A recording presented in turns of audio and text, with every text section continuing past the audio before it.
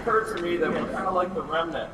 We're the convention right now. So the only in-person people, us and the other two committees that are gathering around the state. So we have a monumental task in front of us, and I'm grateful to see all of you this morning, and we're going to get right into it. So as you can see, there is a vast improvement today from that we have microphones. So a very good thing. I think there's one about for every 2 or 3 of y'all, so you won't have to pull the cords too long.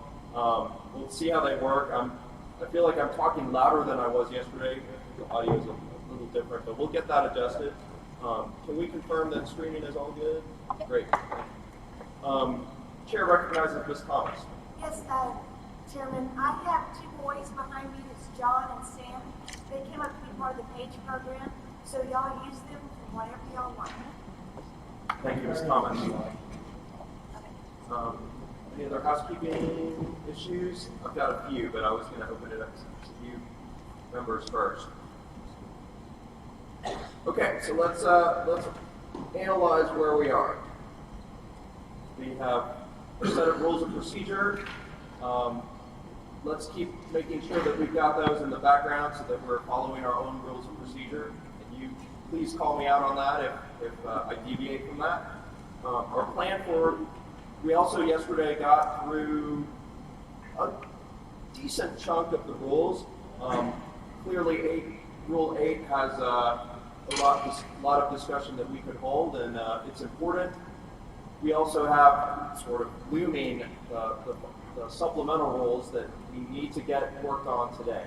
Now, last night I had said that I wanted to proceed directly into the supplementals right after we finished with the unfinished business with 8.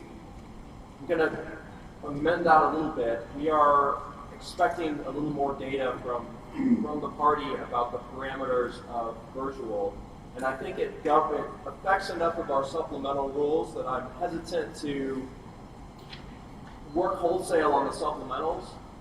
It may be we may want to take a look at some. I think some can be worked on, but I think really realistically what I'm looking at is after lunch to begin that. So I would like, and certainly the committee can make changes to that on the fly if we need to, but I would like to continue with Rule 8 this morning and complete that business, or at least get some resolution of where we are on 8 in the next hour or so, and then we can start working on a few other of the general rules, and then, as I said, we can proceed to the supplementals in the afternoon. Are there any questions from the committee on my plan? And of course, if the will of the body has different plans, we can certainly entertain those options. Mr. Hinge. Mr. Chairman? Mr. Chairman, quick question. We have I understand the online, first round of online training starts tonight at 7. Would it be appropriate to consider breaking for that? Or I personally would prefer not to. I think we need to, we did lose a few hours yesterday with SRAC. I think we just need to keep going. But if there are people who feel necessary to join that, that's at your discretion. Thank you. Mr. Chairman? Who's talking? Sandra. Can you identify yourself? Let's make that because I don't know, now that we have mics, I can't tell. Roger that. Sandra Kent, SDAT. Ms. Kent, you have the floor. Reference Rule 8K where we left it yesterday. I've been visiting with others and had a good talk with Ms. Hagler, also with Mr. Barcroft. And after speaking with Mr. Boucher and hearing from everyone else, I have what I think might be a good compromise. We have to get through 8K in order to get to it, but 8M, it kind of takes, you have to come together with the county chairman and with CEC in order to implement 8M. If we were to change the verbiage 8M to be an and or to be an or, that would at least give 8M some more teeth. That will be my proposal if we can get through 8K, and I am still in favor of striking 8K with the stipulation that M would be amended. Thank you, Ms. Kent. Hang on to that. Let's get it back open here. Mr. Chair, Amy Hickey. Is there a motion that would help us just combine these two real quick and work on them at the same time? Well, let's see where we are. So last night, the precise point that we were when we recessed was we were alternating more or less discussion on 8K. And Ashley actually brought it up. Okay, so that's where we are. The motion on the floor is the strike of the entire 8K. Mr. Liccardi? Yes, Mr. Chair, thank you. Craig Liccardi, SD1. I would like to propose or make a motion for an amendment by substitution that would replace the entirety of 8K with different language that I believe would be acceptable and would accomplish the goals of multiple folks that expressed both for and against yesterday.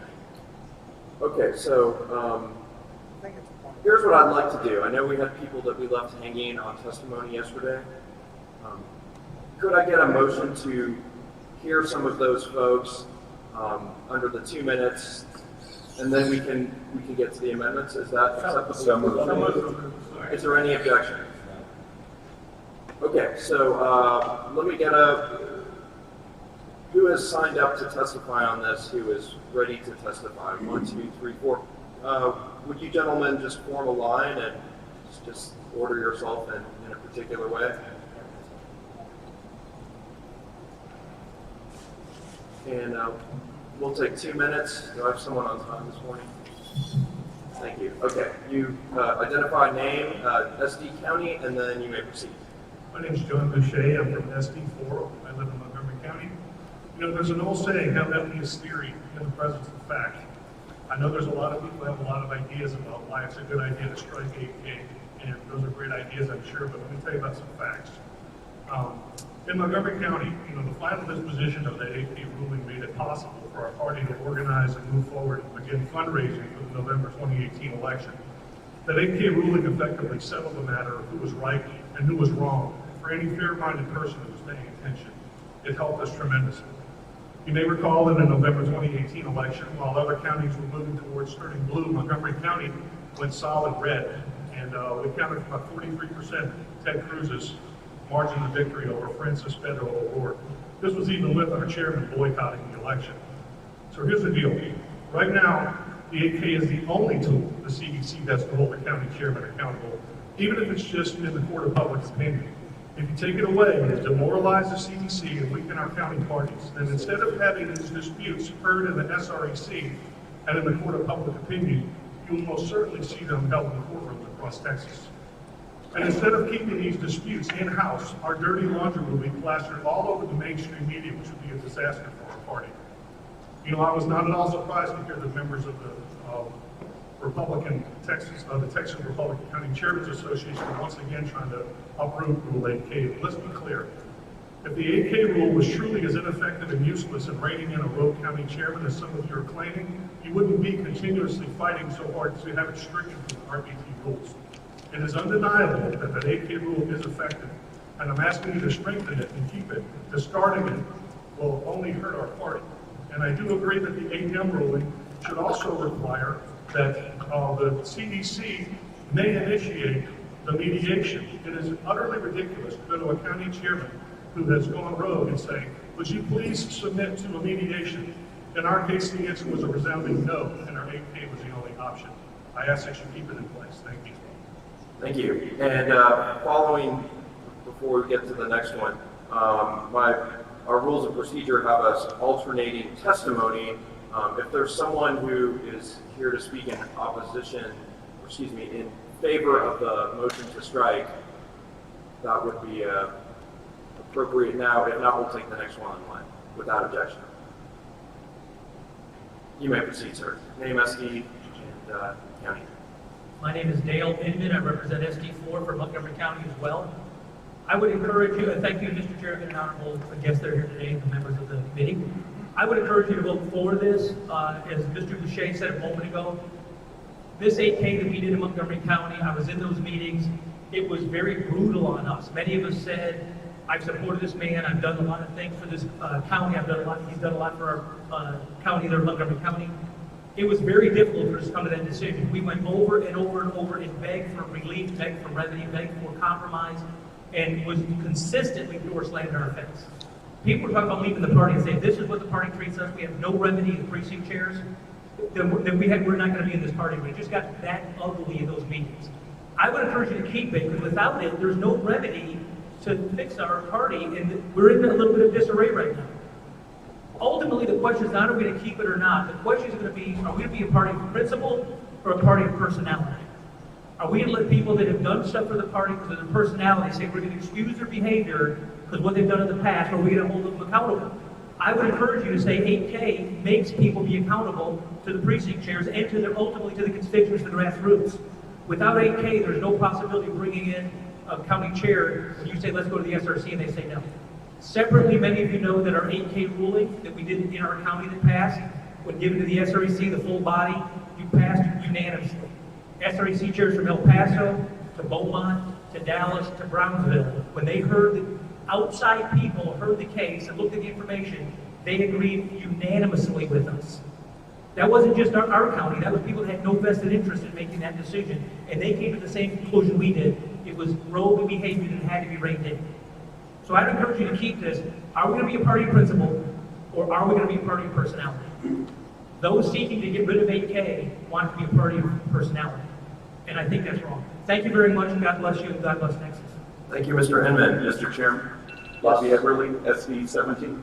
Is it protocol that, can we ask questions? Without objection, if you may ask a question. Okay, just the person who testified previously, or either one, you mentioned not airing dirty laundry, handling this within the SREC, and allowing the executive committee to be able to bring up the dispute. So, in your opinion, is that basically covered under 8M with the word or instead of and? Yes, I actually called Ms. Kent last night and talked to her about this. When we initially had this problem, I drove to Austin and met with the SREC. That's my first question is, this is a mediation moment. I mean, I come from the corporate world. You escalate responses. So when we went there and said, you know, we are interested in mediation, the SRE said, there is no mechanism to hear this at all unless the chairman agrees. And I said, well, then what are our options? The only option remaining was 8K. So the compromise has to be that there has to, and I'm not saying remove 8K entirely, but the compromise has to be that you need an escalation of responses. You need to be able to go when a county chairman locks the office, locks everyone out, secrets away the bank accounts, and cuts everyone off from fundraising. The CDC needs to say, we have some avenue, some remedy. Otherwise, they just want to go home because they feel demoralized. And that's what was happening. Prior to this, we were having about 1/5 of our CDC even showing up to meetings. After this, the house is packed every time. People are a lot more interested. Our party's very vibrant. It was a big plus for us. Okay. Thank you. Appreciate you, Mr. Boucher. I think I had about 10 seconds left. Sir. Yes, sir. You can use your 10 seconds. And You may. I would add on what Mr. Boucher just said. I was the chairman of the Victory Campaign in Montgomery County, and you know we stayed red. There was unbelievable work put in. When I went to the chair and said, we need help, the answer was no. And I think that's untenable to say, we need help, we need money, we need assistance in the Victory Campaign. And be told by your chair, I have money and you're not getting it. And we still kept Montgomery County money. Mr. Offerman, Question for the testimonies. without objection. Mike?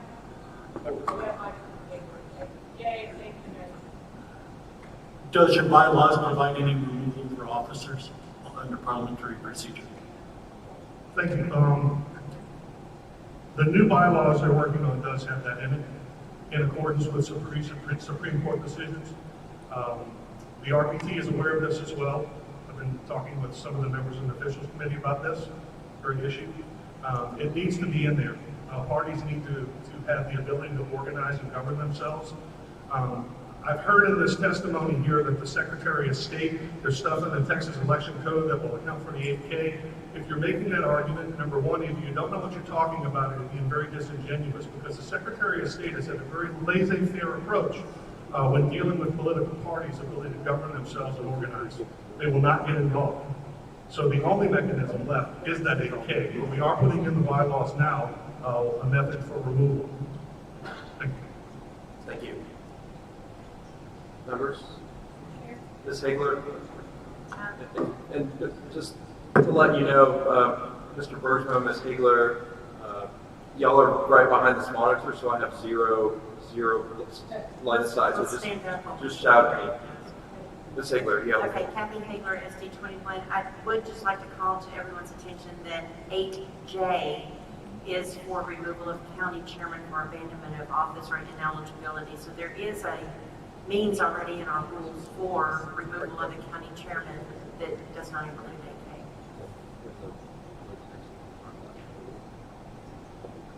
Thank you, Ms. Hagler. Mr. Barcroft. Good morning, Mr. Chairman. I'm thinking about the 253 county chairs that have never run into this before. And I'm also remembering that prior to AK, like I said, we used to be dispatched throughout the state in order to do mediation. A good example, I had what we call a deadbeat chair in South Texas. Hadn't called a meeting in 3 years. I kid you not. And even canvassed the vote by themselves, right? The constituents of the county came to the TRCCA asking for help, and we engaged with the RPT. The lawyers, the counsel, the expensive lawyers at the RPT said, oh, and by the way, this deadbeat chair got reelected, and this is before they took office again. They said, well, Jack, the only thing we can do is beg that chair to resign. I said, are you serious? With all the power of the RPT, and that's the best we can do? And we did.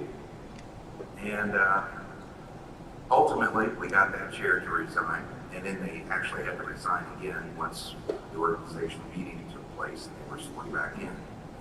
And we were able to turn that county around. But that was a perfect example of how much power we didn't have to do anything. You can't just start setting precedent with removing county chairs elected by the county, elected by the voters from office without cause, which is already identified in 171 in the TEC. Now, I like where we're going with letter M. Is it married here?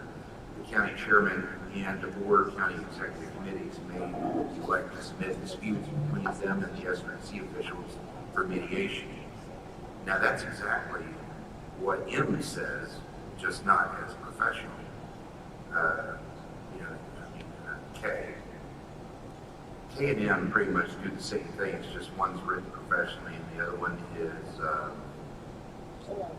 not.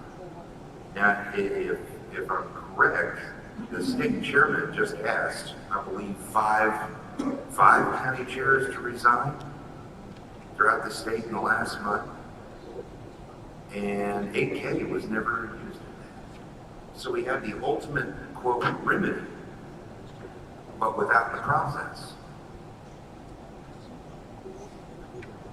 We didn't used to have 8K, but we still had a means of mediation. We do still have M, which is the same thing as K. But the way that this is written, it singles out one person in an entire committee, an entire executive committee. And we can do better as a party to describe exactly what we want as a goal and what we need for the grassroots to have a voice and write it in a manner that is respectful to all parties. Thank you. Thank you, Mr. Barcroft. Ms. Hedke. I'm open to discussion about how to make 8M and 8K work, but with all due respect to Mr. Barcroft's point, at this SREC meeting where 8K was discussed, there were county chairs that voted to agree with 8K. And unfortunately, the precinct chairs are not our state chair, they don't carry the weight of an announcement asking for a resignation. So here's the other thing, in an entire county executive committee, you have one individual that has the statutory duties for that county party, and that's why they're being called out. I would like to finish listening to our other delegates that are here to testify, but you know, there's a reason that the county chair is being called out, so let's keep that in mind too. Thank you, Ms. Hedke. Who seeks recognition? Mr. Dwayne Wright.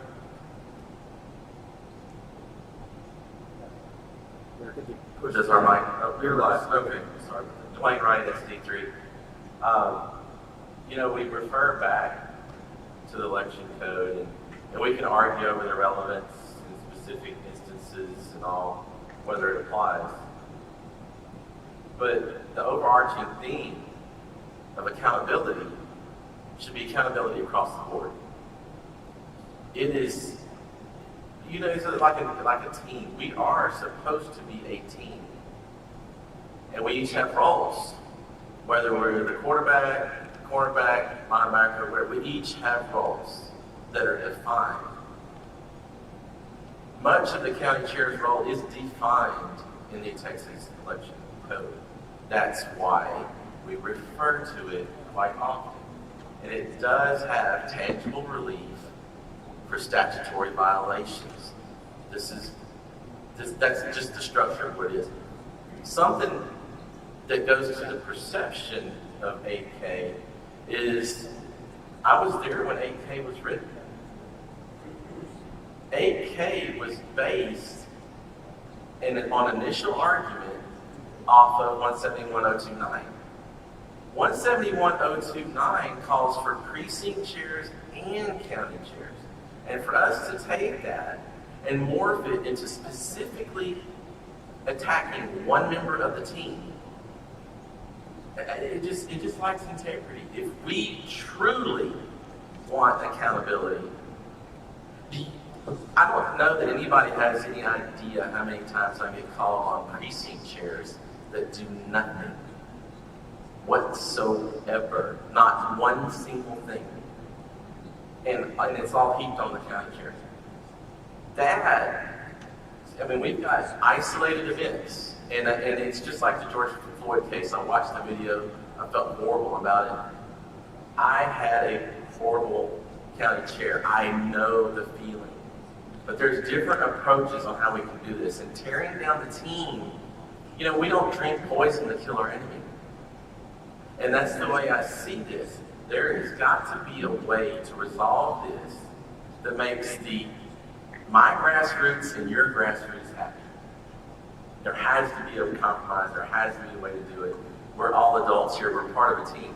But when you're trying to win the game, you don't attack the other players on the team. You refer to the coach and the management. And to me, the coach and the management would be the voters in those counties. So just please look at the optics of what we're doing. That's really important here. Because we talk about political optics and airing dirty laundry and all that. Well, those are some very esoteric things that we're looking at. While we're in that realm, let's just look at how this looks to all the county chairs. We have a 50 to 70 turnover rate every cycle of county chairs. And a lot of it has to do with lack of respect. And they see this as a disrespectful attack on county chairs. I mean, that's just the way it is. So I'm open to crafting this in a thoughtful way. We attempted it 2 years ago. And with that, I'll turn. Mr. Chairman. Who's correcting? Mike Bergman, SD20. Mr. Bergman, and then actually I have Mr. Dunny who was in line, so let me get Mr. Dunny and I'll come back to Mr. Bergman. All right. Mr. Dunny. Thank you. Randy Dunning, SD16. Okay, a couple of things. First off, I've seen this rules process board. Though this is my first time on the committee, I've watched this committee for a long time. And I'm going to tell you the truth. To sit there and say that K lacks compromise, I mean, that's how this thing was hammered into the rules document the first time. So I'm not really moved by that argument. I'm not moved by the argument of optics either, because optics are, in my opinion, what's killing this party. We're worried more about appearances and optics than we are about doing what's right. So again, I find myself unmoved by the appeal to optics.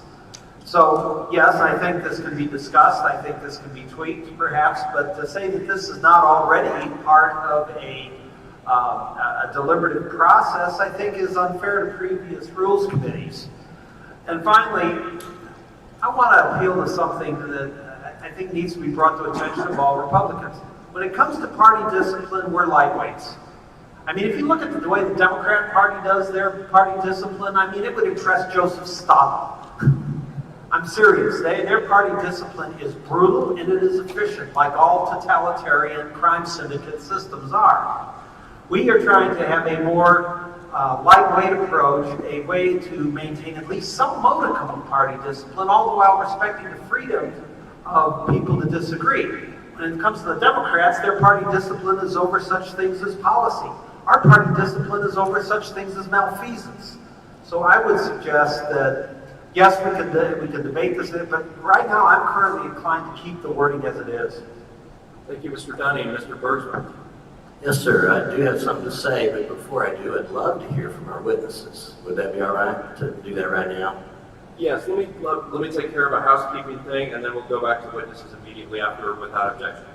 So the housekeeping is, I did not do a roll call. And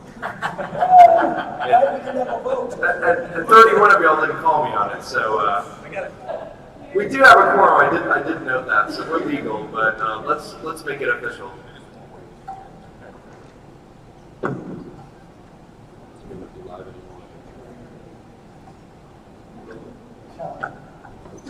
And the second, actually, we'll call the roll. Good morning, everyone. Good morning. Virgil Cruz. I'm here. Craig McCarty. Here. Mark Russo. Physically present.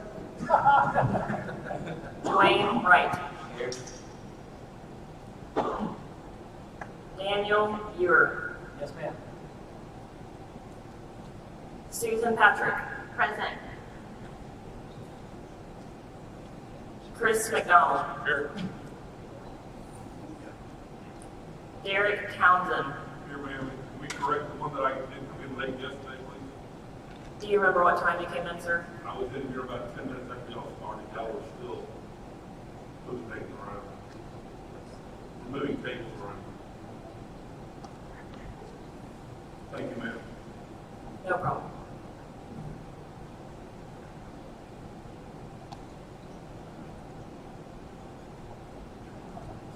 Rustin Wright. Here. Tina Adelis. Here. Fred Tate. Here. Jeff Larson. Present. Henry Payton Inge. Here. Gary Vanderlyn, or Jerry. Yes, that's Jerry. My I'm apologies. here. Fernando Trevino. Here. Josh Flynn. Here. Randall Dunning. Equipped and ready. Bobby Everly. Here. Sandra Kent. Present. Robert Casillas. Here.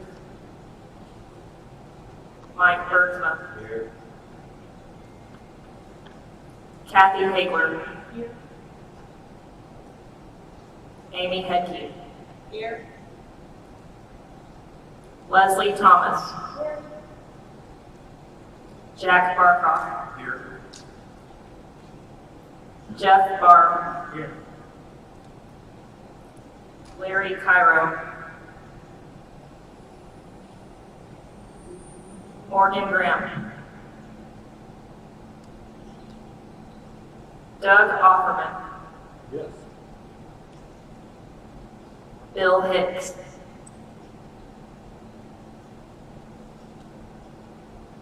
Eric Marty. Here.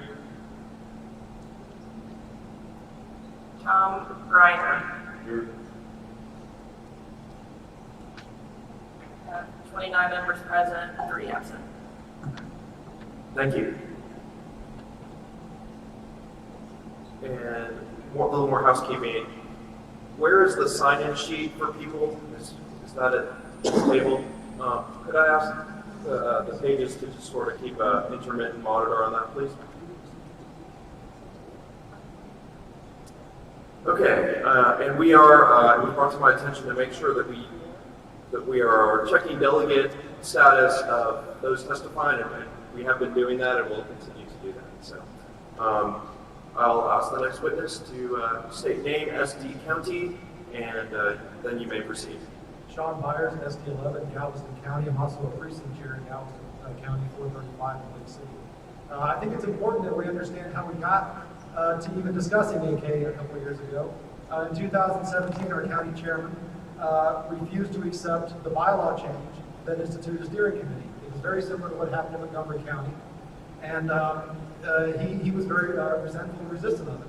That escalated eventually into a lawsuit, or excuse me, remedy being filed by Moody Bank in Galveston to determine who actually had signatory rights to the accounts.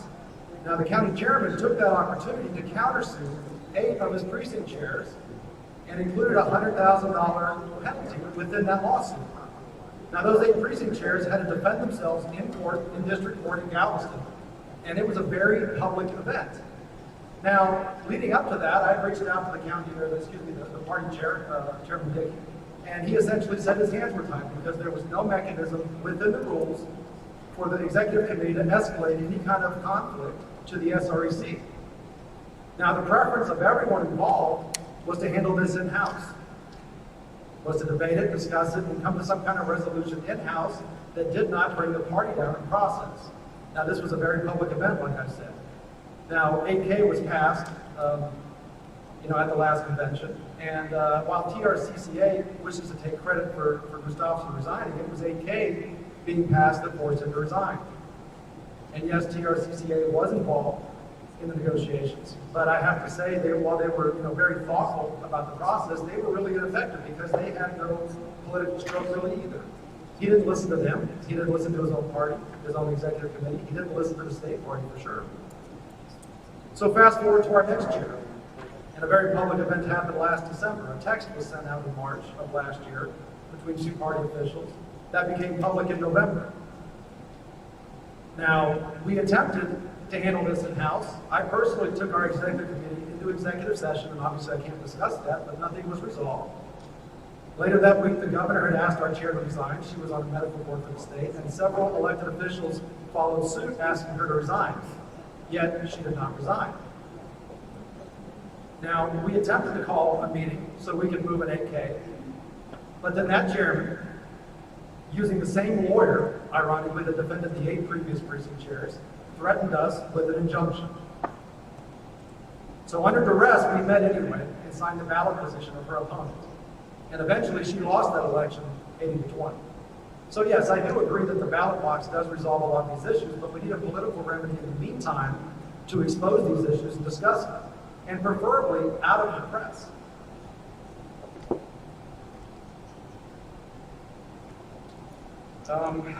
In addition to that, I would say that I think the gentleman's 2 minutes is up. Thank you. And state name, SD County, and then you may proceed. Clint Stutz, SD3. I don't know the legal ins and outs of all this. All I can tell you is how this rule affected my county. Now, just for background, I got involved in politics back in 2009.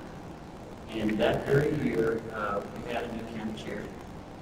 And since she had been in office, we had never had an organizational meeting, no CEC meetings at all, no fundraisers beyond what they did for a bridge tournament that barely turned a profit every year. And so we were basically, we had no money, no fundraising at all. And last convention cycle, when AK was about to be being proposed, she heard about it and sent an email to our email list saying, we have to vote against this. Okay? And I was like, well, if she wants to be against it, and it's holding her accountable, I want to be for it. So I was for it in 2018, I'm still for it now. Because you know what? Just that language being there, I don't care if it's in the election code, she didn't care. I told her over and over again, this is what the code says, you gotta have these meetings 4 times a year at least, and she didn't care. When this showed up in the rules, all of a sudden it's like a switch was flipped. And as soon as the convention was over, she was talking about scheduling an organizational meeting, you guys. We had that meeting, and we had our CEC meetings on schedule every quarter. And we had our first fundraiser with elected officials in attendance, giving speeches and stuff. All the pageantry and everything, food and silent auction. We raised a bunch of money for the party. We funded our headquarters and got the phones turned back on. Just because AK was there. Now, I hear the complaints about the language, that it hurts some feelings. Okay, if you want to massage some language, massage some language. But I want the substance to stay in. This needs to be here for county chairs to see they're not being singled out unless they're doing wrong, okay? Just like if I'm reading the code and it talks about murder, I don't feel singled out because I'm not a murderer. Leave the language in somewhere. It needs to be there for them to see in the rules. Thank you, Mr. Stubbs. Yes, Mr. Marty. Eric Marty, SD30. I just want to say that I've spoken on this at our SRSC committee meetings and giving testimony. I'm not a committee member. And I firmly believe that all remedies are covered in item number J and M, and I agree with some of the other commentary about modifying M to be able to let us do some of that. There's no teeth in this. AK doesn't provide a remedy to anything that we don't already have. I mean, even the last line even says for consideration for a lawful remedy. All it does is kick it back and say, let's follow the rules, let's follow the law, let's follow the election code, which we have to do anyway. So if all we're looking for is a way for the CEC to be able to bring up more of a petition, and I get the interpretation of him and why they were told that they may not be able to do that without the chairman, I think that needs to be our remedy. I think that's what we need to massage this, because agreed, we got everybody is accountable. Everybody should be accountable at the same level. Everybody has to follow the law. So I think that we should try it. I'm for it. Thank you, Mr. Yor, and then I'll take Mr. Johnson, and then Mr. Russo. Mr. Russo, you want to? Okay, we'll go this way, and then I'll look around. So there's an argument that we are somehow trying to do the same thing that Section 171.029 of the Texas Election Code does, which deals with illegal behavior. That is already a legal remedy. Restating it in the rule, which it does partially in K, doesn't really add because there's already a legal remedy for that. What we're trying to address is a political remedy that is short of somebody who has embezzled funds or not come to meetings. Those things are great. What about the guy who just happens to be supporting Democrats or happens to be engaged in other behavior that is not illegal, but is demoralizing to the precinct chairman? We need to think about Joe Common Man, precinct chair, who comes in to a county party, as I did, and many of y'all did when you started, and he finds that things are in disarray.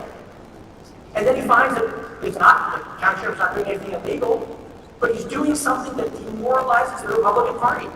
He's doing things that are wrong in the view of the Republican Party, in our view of, it requires a majority already, a majority of precinct chairs to say, hey, this guy's really doing something wrong, and if you take away their remedy, and I don't care if we apply it to precinct chairs too, by all means, let's make everyone accountable. I'm fine with that. You want to increase it to 60% of them? Great. But let's have accountability. Remember that Joe Common Man does not have the bully pulpit like a county chair does. He walks in, he does not have access to the organs of the media the way a county chair does. He's one little Joe Common Man. The precinct chairs need a way to do this. We've heard testimony now from a bunch of people who are on the front lines that are just everyday folks. County chairs to pretend like they are everyday folks is a joke. They wield the most power in the party in their counties.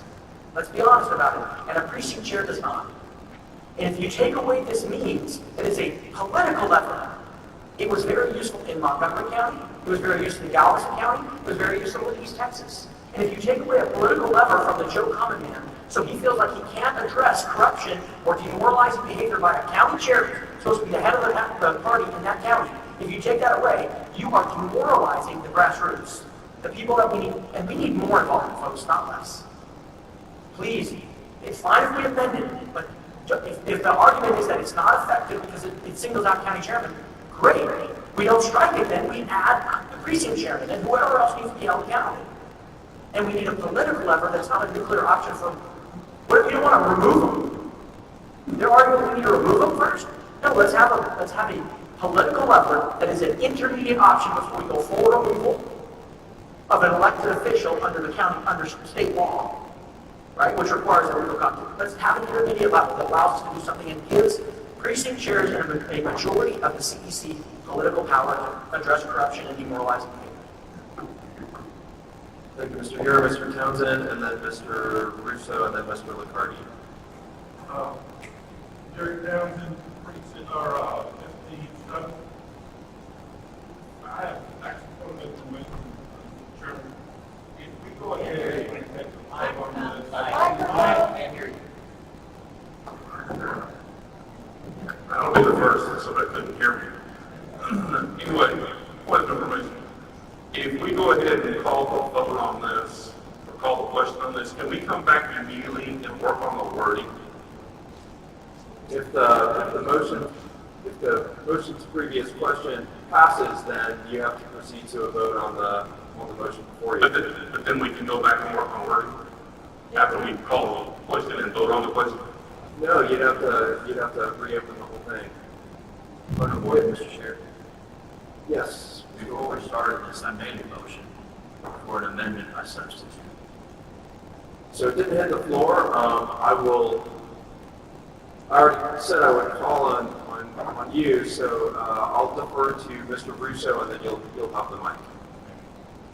So did that answer your question, Mr. Townsend? Mr. Russo. Okay, so at this point, the way I see this is that 8K does have some language, but it really is important to 8J and 8M and the wording of those two. If you strengthen those two, and I think a combination, I think really K, if you were to take J out or M out, K is useless. So the real importance is to strengthen J and strengthen M. I understand emotion, and I understand that there might be times when you get frustrated. But where this is in priority of what happens as these are numbered. So I think the execution of this, making sure that they have the mechanism available, a clear understanding of what that mechanism is available, where I think if the elections committee, if you move that into J, I think that pretty much is somewhat, and then a clear, concise 2/3 of members present. But I think really today you need to have full body with the precinct chairs and everyone having a solution. Taking K out, I think is prudent, but not taking and improving J or M, it would be reckless. Parliamentary procedure, Mr. Chairman.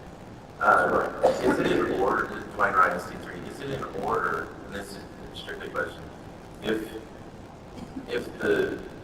what we're looking at is a strike, would a full substitution be in order if we're not too deep? I'd have to see what the motion is. Or do we have to dispense with the motion to strike first and then come with the substitute? Well, let's see where we are in 2 minutes or 3 minutes, but my understanding is the motion will be a motion to substitute. If there's a motion to substitute, then we would proceed on amendments to the original, to perfect the original, which, since it's a strike of the whole paragraph, that might be limited in scope. And then we would move to perfect the substitute, and then we would go to the motion to substitute. on whether to approve the substitute or to keep the original. So, one of my mentors is Butch Davis, and I believe his phrasing it was the parliamentary cage match, if I'm not mistaken. That's my shout out to Butch Davis. So let me hear from Mr. Liccardi, and then I'm going to ask, I have another request. So Ms. Hagler is point of order? Leslie Thomas. Okay, I'm in trouble. It is my understanding that the motion to strike, you have to vote it up or down, and then you can do the substitution. You can't substitute a motion when you have a motion to strike there. So if you have a motion to strike, and then you have a motion to substitute, and then you want to admit that, those don't mix. It's like oil and water. That's my understanding. And the gentlelady's mentioned, the gentlelady's point is well taken. Okay, so, Mr. Bergman. One thing first.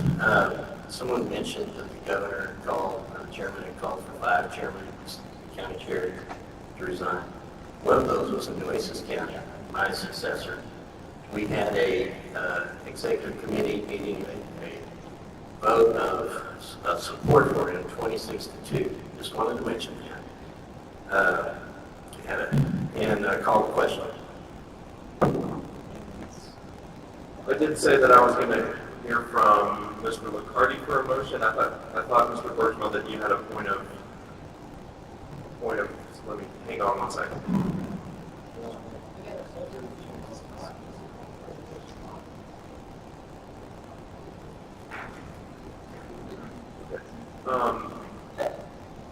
Without objection, I know Chairman Dickey is in the room, and I wanted to recognize him without objection for just a moment. So, Mr. Dickey.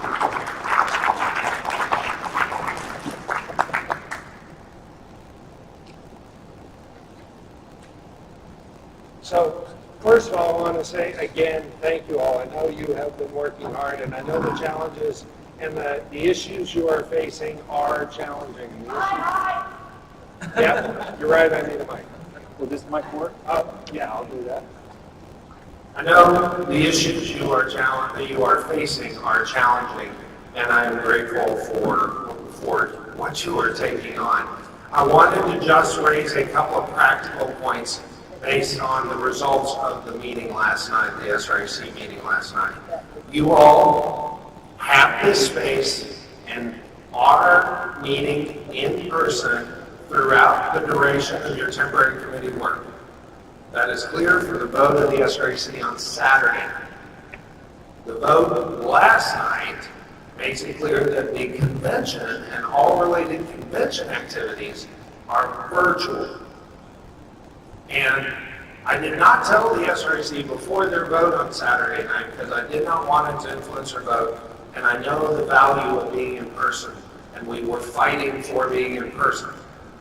But the costs, even with the less than optimal audio equipment yesterday, and all of the other efforts we have done to keep the cost low. The cost for these 3 days of the temporary committee meetings at the Marriott here in person was a $50,000 decision. Now, I gladly raised the funds for that, and we are doing this because that was the will of the body, that was the will of the SRAC. It is the right thing to do. But that is to say, there are no such funds and there is no such vote for the remainder of the week. So you all, as you think about, from a practical standpoint, for your own sake, I know some of you have driven quite far and want to participate both through the duration tomorrow night here and online in the convention starting Thursday morning. I wanted to be sure you heard from me directly, personally, clearly. The meetings Thursday currently are planned as the schedule on the website shows. And one of the reasons we were very explicit about which votes are in which caucuses is so you all can make your practical decisions about where you will be when on Thursday as we are virtual. I want to be crystal clear, you guys know all that, so that you've got the next 36 hours or so to figure that out. So, again, I cannot be more grateful for the work you're doing. These issues you are addressing are thorny ones, and I will reiterate, there is no rule you can write that is good enough to deal with a bad person. We've seen it. All right? Keep that in mind. Make sure you don't over-regulate. God bless you.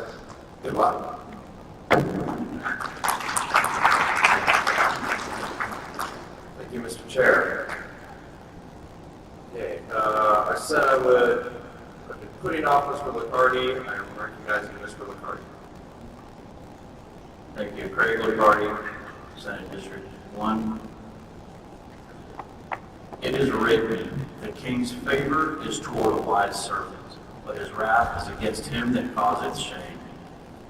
If I don't show up to my job, I'll get fired. If I don't do my job, even though I'm there, I'll get fired. If I do show up and my work product is lousy, I can probably get fired. But if I show some attempt to do the right thing, my boss is going to help me and he's going to work with me to improve. If I'm a CEO and the company fails, though, the board has every right to bounce me out. That's how accountability works. But this 8K is a very limited application rule. In the 2 years that it's been in effect, it's been used, what, 3 times? And all 3, we've heard all the details of the times where it's been used. And it was very appropriately used for those very limited specific circumstances. We've heard some of the objections to 8K, and they're reasonable objections. You know, some of the language in there is vague, and it's kind of insulting even, or juvenile. The threshold for it being simple majority is too low, I believe. And it is specific to county chairman specifically, but I think that is because of the genesis of the purpose of why it was even created in the first place, was because of a problem with a county chair or county chairs. Now, since 171.029, just to reference that briefly, because it does have precinct chairs as well, because our precinct chair is referenced, it should apply across the board. I don't know of any precinct chairs, and there may be examples of it in our county. I haven't seen it, but there may be times where precinct chairs do cause some problems. But a county chair, with the amount of power and the amount of responsibility and authority that the county chair has, there's a lot more problems that can come up from malfeasance, dereliction, whatever word you want to use to call it, than just a precinct chair who just decides to not go to meetings. And that's fine. If someone is a precinct chair and they're not going to the meetings and they're not doing anything, bounce them out. The complaints were that target county chairs, the language that was vague, and the threshold was too low. I have an amendment by substitute, if we'll take it. Okay, order. So, whenever, given what has to happen is, since it wouldn't be in order this second, we would have to dispose of that, but I would recognize it depending on where we are after the amendment on the floor is disposed. Mr. Offerman, did you want to work? Yes, I don't think we should be discussing. Thank you. Thank you. Doug Offerman, SD 28. It is a question of order if you're discussing amending and striking at the same time. You're supposed to only do one motion at a time, and amending and striking are 2 different things. So the reasonable thing is to vote on the striking before you talk about amending. The gentleman's point is well taken, and I'll instruct the members to keep the remarks germane to the motion on the floor. Sandra Kent, SD 18. Ms. Kent? Yeah. Oh, I'm sorry. Will you yield to Mr. Liccardi? Yes. Thank you. I'll be very brief. I just have one other analogy I wanted to bring up. Years ago, I saw John Stossel investigates thing, and it was about the New York City Teachers Association.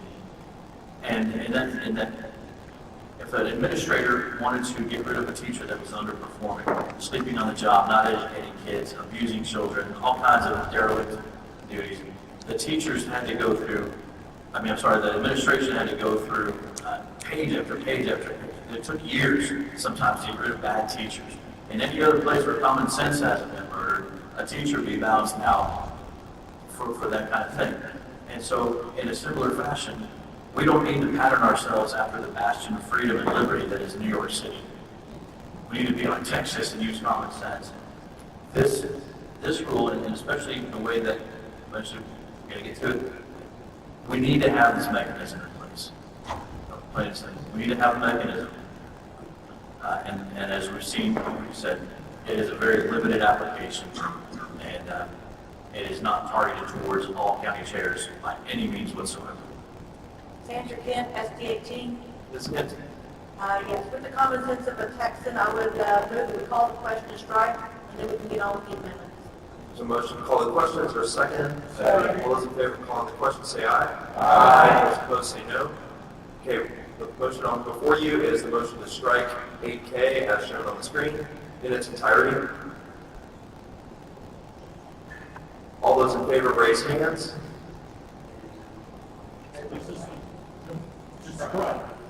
Yes, just, yeah, the motion is to strike.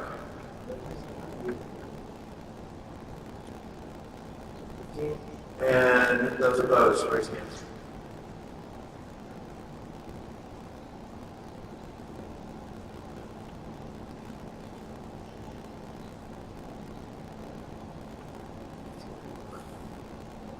Thank you. You can lower hands.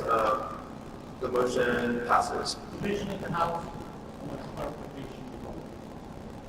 Can you just clarify that again? I don't think it's clear. Okay, let's show hands for in favor of striking in entirety. Please raise hands again. Okay. Is your hand up, Mr. Offerman? No, I count 13. Were you up? 14. Keep them up. You're up.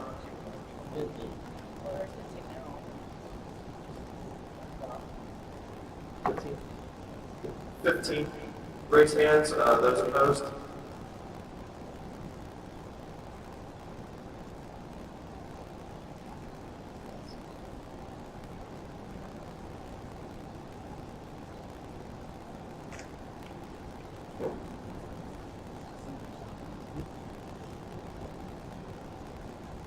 Okay, the count is 15 to 12. So motion passes. Floor is now open. Sandra Kent, SD 18. Ms. Kent. I make a motion that we amend 8M to say after county chairman and or county executive committee. Yeah, let's get that up for action. Restate it, please. After county chairman, rather than just the word and, either have and/or or just the word or. That way, either one can call and dispute the SRC. 8M? Okay, if I have to pick one, I'm going to say one. Yeah, or is always referred to and or.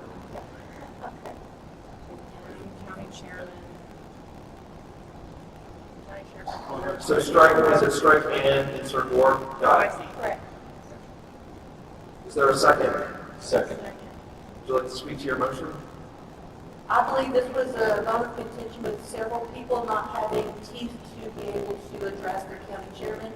This would give them a way to go around and do the SREC, have it be mediated, and still, it gives part of K that we just struck, it puts a little bit of that into him. Thank you. And we're not required to alternate on discussion, on debate, but I will generally attempt to do that on things that I think that we have multiple people on side. So does someone want to speak against the motion? Okay, I'll take anybody then. Dwayne Wright. Yes, Mr. Chairman, Dwayne Wright, C3. Despite popular notion, accountability is the thing that we want. And I absolutely would support this and any other changes that we bring to this table. Thank you. You ready for the question? Yes. All those in favor, say aye. Aye. All those opposed, say no. Okay, so and is struck, and we've got more. Mr. Chairman. Mr. Bergman. Oh, it's not Mr. Bergman? Who's talking here? Oh, Mr. Liccardi. You sound a little like Mr. Bergman. Sorry. Craig Liccardi, Senate District 1. I'd like to make a motion that we insert where we now have a blank space where the letter K is, the language, the substitute language that I emailed to Ashley a few moments ago. A few minutes ago. Did you receive that? Put that up.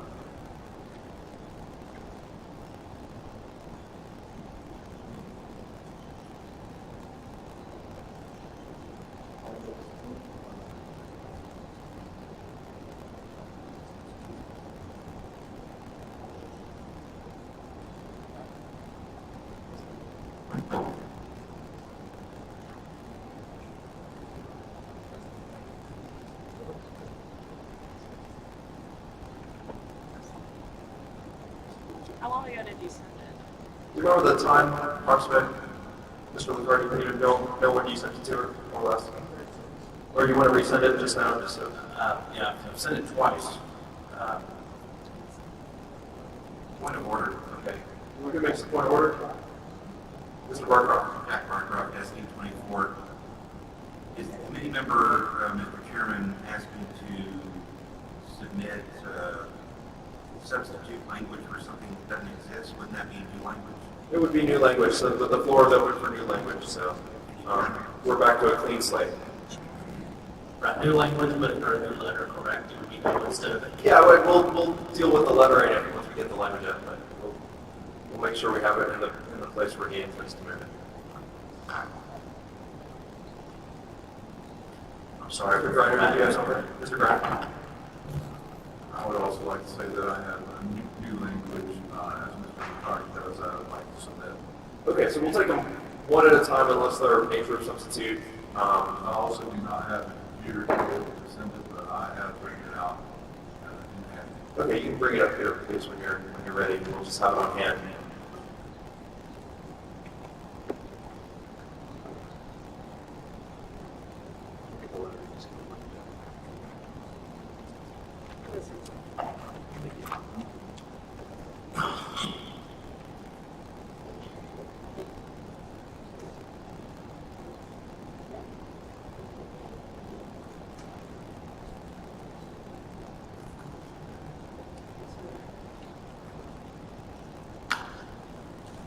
What, Mr. McCarty's on? Yes.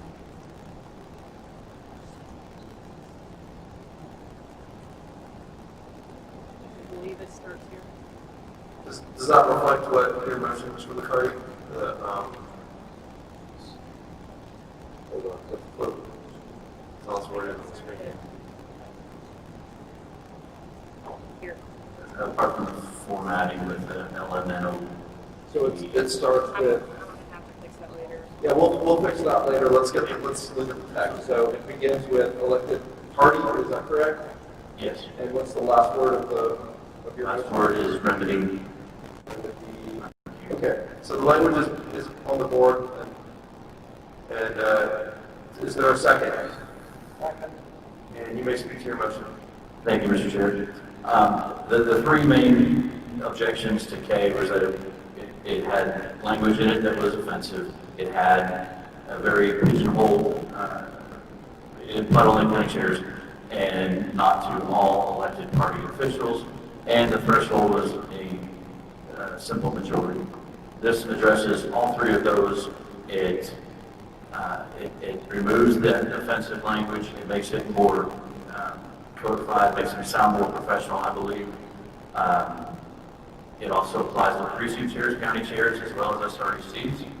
So it applies across the board, and it raises the threshold to 2/3 as opposed to supermajority, which, when you have a supermajority such as that follows with precedent all the way from RSREC to making changes all the way to the U.S. Senate, where 2/3 majority is required for something that's much more serious than just a simple vote on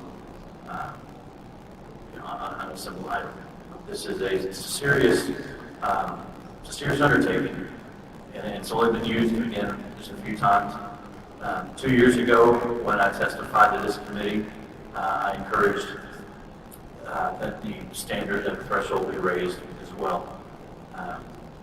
So I think this answers all the objections. It's also substantially similar to what TRCCA has sent to me, and it mirrors it very, very closely. So I think it should be acceptable to this body, and I move for passage. Mr. Chairman? Hang on one second. I'm proposing an amendment to the amendment, just to add the number in parentheses 2/3 for after 2/3. So is there any objection? Okay, and so, well, I just added it. We got it now. Mr. York? I'd like to amend the amendment. Okay, what was that? I move to amend the amendment to add the words after, to change, beginning at the words 2/3 of, not even of, just the 2/3 and 2/3 to be 60% of those present and voting. In there, and also the other instance of 2/3 just before, where it says a written demand by at least. I got it. So by 60% of those present and voting. And the idea is, if you have to get a full 2/3 of the whole county executive committee, there's at least a third that never even shows up, right? A lot of times. So this just makes it 60% of those present and voting. Well, if it's a written demand, would that? I'm trying to think here. That's more appropriate for the previous. Of the body of. Yeah, 60%. That could be 60% of the whole CEC. Of the county executive committee. That when it's a written, it'd be signed by 60%. And Does that reflect your intent? So we would add those words and strike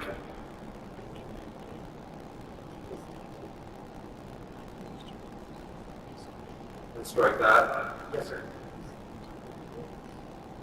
Give us a second now. Motion has a second. Sanity is one moment. Is there something else or? That would just be 60%. We did this first. Can you strike through? Thank you for modifying the chairman, making any sense. Hang on, I want to get the language out. Strike through at least 2/3 of the members of the Senate. Yeah, both instances. Well, we can go ahead and debate and we'll get the language out. I think does everyone understand that his motion would be to strike 2/3 and substitute 60% in the two instances? Okay. Did I give you a chance to speak on it? Who's up to speak on it? Anybody? I had a question, Mr. Chairman. Yes. Line ISD3. So is this 60% of the voting body? Are those present? There may be words that would be helpful to clarify that very question. I think there's some ambiguity here. Okay, because if 1/3 of the body doesn't show, but you still use that in your calculation. Yeah, we probably need to specify present and voting or Is there parallel, do any of the members know if there's parallel language in the rules that means everybody who's duly elected and of the voting body? If it says 60% of the county executive committee, Yeah, that may be redundant. If like you're not talking about those at the particular meeting in question. I think of the county executive committee may suffice to mean the present members of that committee, whether they're there in person or not at any particular meeting. So just Mr. Chairman, the full body. Ms. Hagler. County Executive Committee Membership, that was a great addition. Can we do that without objection? I object. I object. Jerry Okay. Vanderland, SD 13. We already have in the rules, quorum issues where it comes to county executive committees.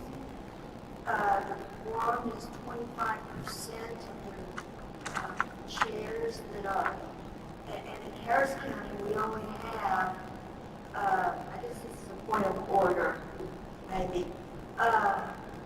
We already have, we have 1,000 precinct chairs, but they're not all filled. And so our quorum is 25% of the number of chairs that are filled. So, you know, when we're talking about this, we need to I think it may not be germane to what Ms. Hagler was attempting to do. Ms. Hagler, did you want to make that, since there was objection, did you want to make a formal amendment that would be in order? Yes, sir, Kathy Hagler, SD 21, I would just add the word membership, which would be the field precinct chairs of the executive. Okay, so now that would be a secondary amendment. We're too deep, but the motion is in order. So the discussion on the floor now is for the secondary amendment to add the word membership to Mr. Yours' primary amendment. Is that understood? Jerry Vanderland. Mr. Chairman, some of the membership of the executive committee does not have voting rights. So we're talking about the voting members. Can we do without objection, can we put voting membership in the secondary amendment? Okay, done without objection. We're adding a voting membership. Who's recognizing? Let's be recognized. Mr. Jerry McCarty. Vanderland. Yeah, Mr. McCarty and then Ms. Vanderland. The purpose of the raising that threshold is, just to use an example, if you have a county that has 50 precincts, but you only have 40 county chairs, 40 precinct chairs, if you have 10 vacant, those are not included in the calculation. The purpose of it is to have more than a simple majority of the physical precinct chairs that make up the party. I think voting membership would cover those that have members who are elected, who can vote. Yeah, voting membership covers that. Okay, And I might suggest that we move the phrasing. I don't think it's substantive, but let's see if we can do this without objection. On a written demand, on the secondary amendment, on a written demand signed by 60% of the voting membership of the county executive committee. I know that adds words, but is there any objection to moving that secondary amendment around as amended? Mr. Chairman, Jack Martin on SB 24. Is that an amendment even though we're too deep? Well, I'm clarifying where we're putting the amendment, so, but yeah, we are too deep, so we can't go any further, but if there's no objection, we'll move it so we don't have to dispose of that separately. But if there's objection, then of course, we can do that later. Mr. Chairman, should. So is there any objection to the move of where the amendment is being placed? That should only be done directly to, I'm sorry. Mr. Hoffman? Okay, SB 28. So when you do these changes, it should be with the consent of the people that made them. Well, when I asked for no objection and there was no objection, then the author didn't object, so, thank you. Point of information, Mr. Speaks. Mr. McCarty. Credit Party ST1 is the motion to change 2/3 to 60%, and then the motion without objection to add voting membership. Yeah, we were just placing where the voting membership secondary amendment was being placed. So the motion before us right now is to add the words voting membership, the voting membership. Right. Is that going to apply to both instances? I took it as only the first one. No, my interest applies to both. To both. To both instances where it requires. So what's up on the screen doesn't reflect your amendment entirety, in its entirety? That's correct. Okay, let's get the second part then. Mr. Chairman, Who speaks? I think they were asking 21. Ms. Hagler. We also need to show what is stricken with the strike through. Yeah, yeah, let's get a second to catch up here. If everyone understands what we're talking about, then I'm okay with us proceeding on discussion. Mr. Tate? I was just going to point out that I think the 60% of the voting membership of the county is incorrect. Tate, please, microphone. Sorry. I believe that the wording 60% of the voting membership of the county executive committee is inserted in the wrong place. It should be after at least. It should say at least 60% of the voting membership of the county executive committee. That's correct, just to move the act in front of it. Yeah, without objection, we're placing the amendment where it's intended to go grammatically. And Mr. Chairman, the intention was just to do the same thing. On the second citation of the 2/3. Okay, we'll get that up. We can keep talking about it though, without objection. Are we ready for the question?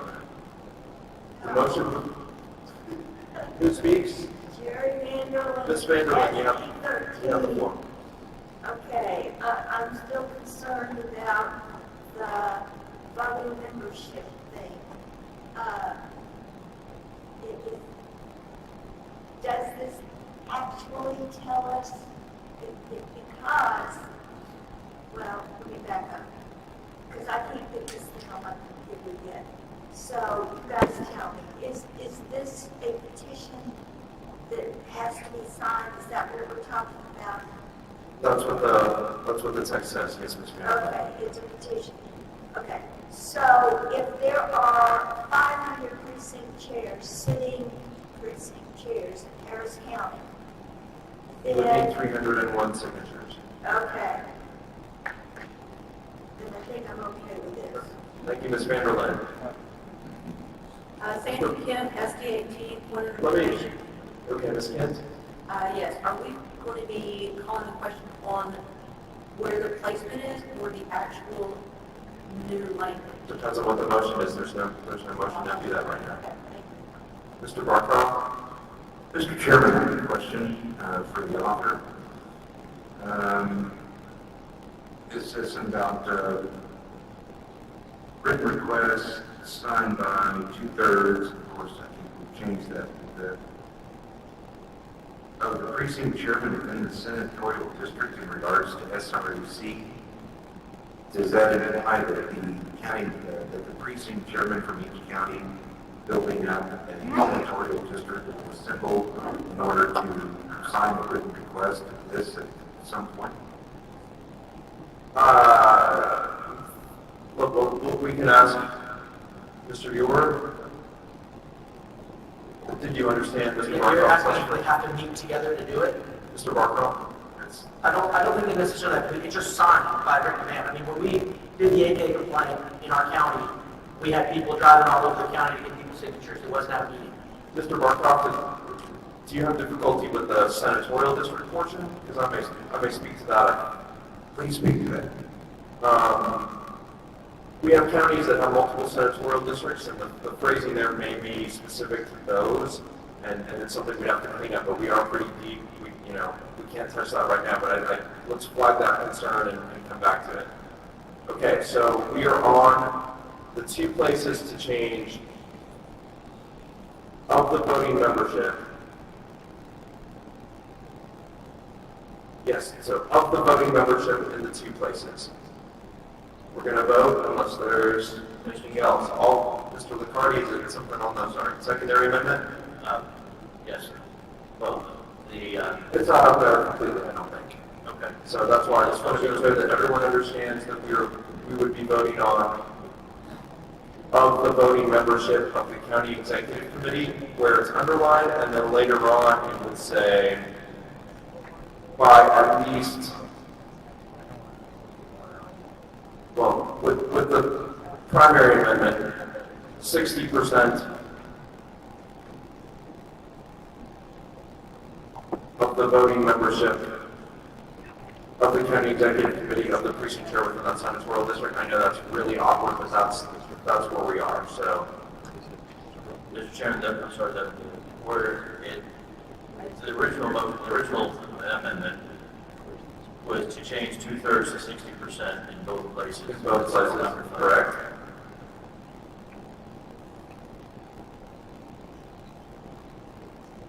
So we would just be on the voting membership portion in both places. Where's Mr. York? Mr. Chairman, Mike Bursman, Mr. Bursman? Point of inquiry, what is voting, I'm sorry I was not on it, what does voting membership mean? So there was a question that someone asked if you have members who are non-voting, for instance, a secretary who is not a precinct chair, maybe well, let's see. Could you have a secretary? How about an SREC? We're a member, but we're not going to vote. Excellent point. So an SREC who is not a precinct chair in a county is a member, is an honorary member or ex officio. There's a slight difference. Chris Howe would have stuff to say about that. But you're right. You may have a precinct chair, or excuse me, an SREC member who is a member of the county executive committee per rule, but who doesn't have voting rights on the county executive committee. So the voting membership would clarify, Mr. Bergman, would clarify which people, that it's restricted to the people who have a vote on that county executive committee. Does that answer your question? Well, no, because why don't you just say precinct chair on the executive committee? Well, the county chair has a vote too, so. Okay. I guess the voting member, proper voting membership of the CEC is the county chair plus the precinct chairs. I don't think it's as ambiguous as we could make it, but. Okay, let's go to a vote unless there's anything else in the secondary amendment to add up the voting membership in the two places. All those in favor say aye. All those opposed say no. Motion passes. We're back to the primary amendment in the two places to strike 2/3 of the members of the CEC or 2/3 of the precinct chairman and substitute it with 60% of the voting membership of the county executive committee and 60% of the voting membership of the county executive committee, respectively, in the two places. Everyone understand where we're at? Okay, we are back to discussion on that. Are you ready for the question? Mr. Chairman, Dwayne Wright, SD3. Dwayne Wright. I would say Dwayne Wright because we actually have a roster right too, so. I actually would support this. If the threshold is too much higher, then you can hamstring the executive committee by the minority, and a chair could stack it, which would not serve the objective at all. So I would support this. Thank you. Anyone else? Okay. One of grammar, it should be committees for the SREC work, because you may come as well as Lorraine County. Voting membership of executive, county executive. Yeah, what makes sense? Here. Bracket is bracket.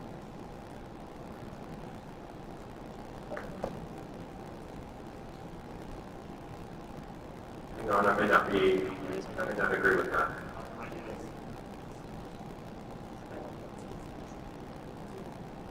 I think we're only talking about one at a time, so I would keep it singular. Any objection to keeping it that way?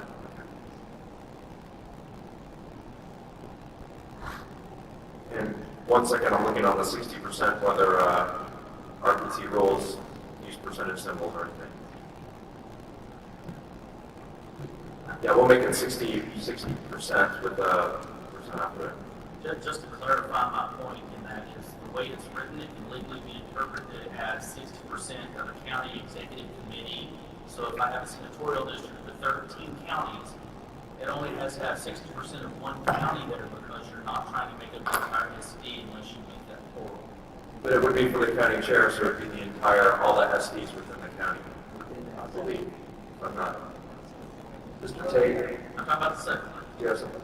No, I agree with you, Chair. Except within the senatorial district. Okay, you're kind of far from the mic. I heard you, but I don't know if the members heard you. Okay, are we clear? Are you ready for the question on the primary amendment? Okay, so we're voting on striking 2/3 of the members of the CEC. And I guess we can put CEC if we have other citations to CEC. We'll check that in a second, but we'll do that under grammar. So changing from 2/3 to 60%. All those in favor, raise hands.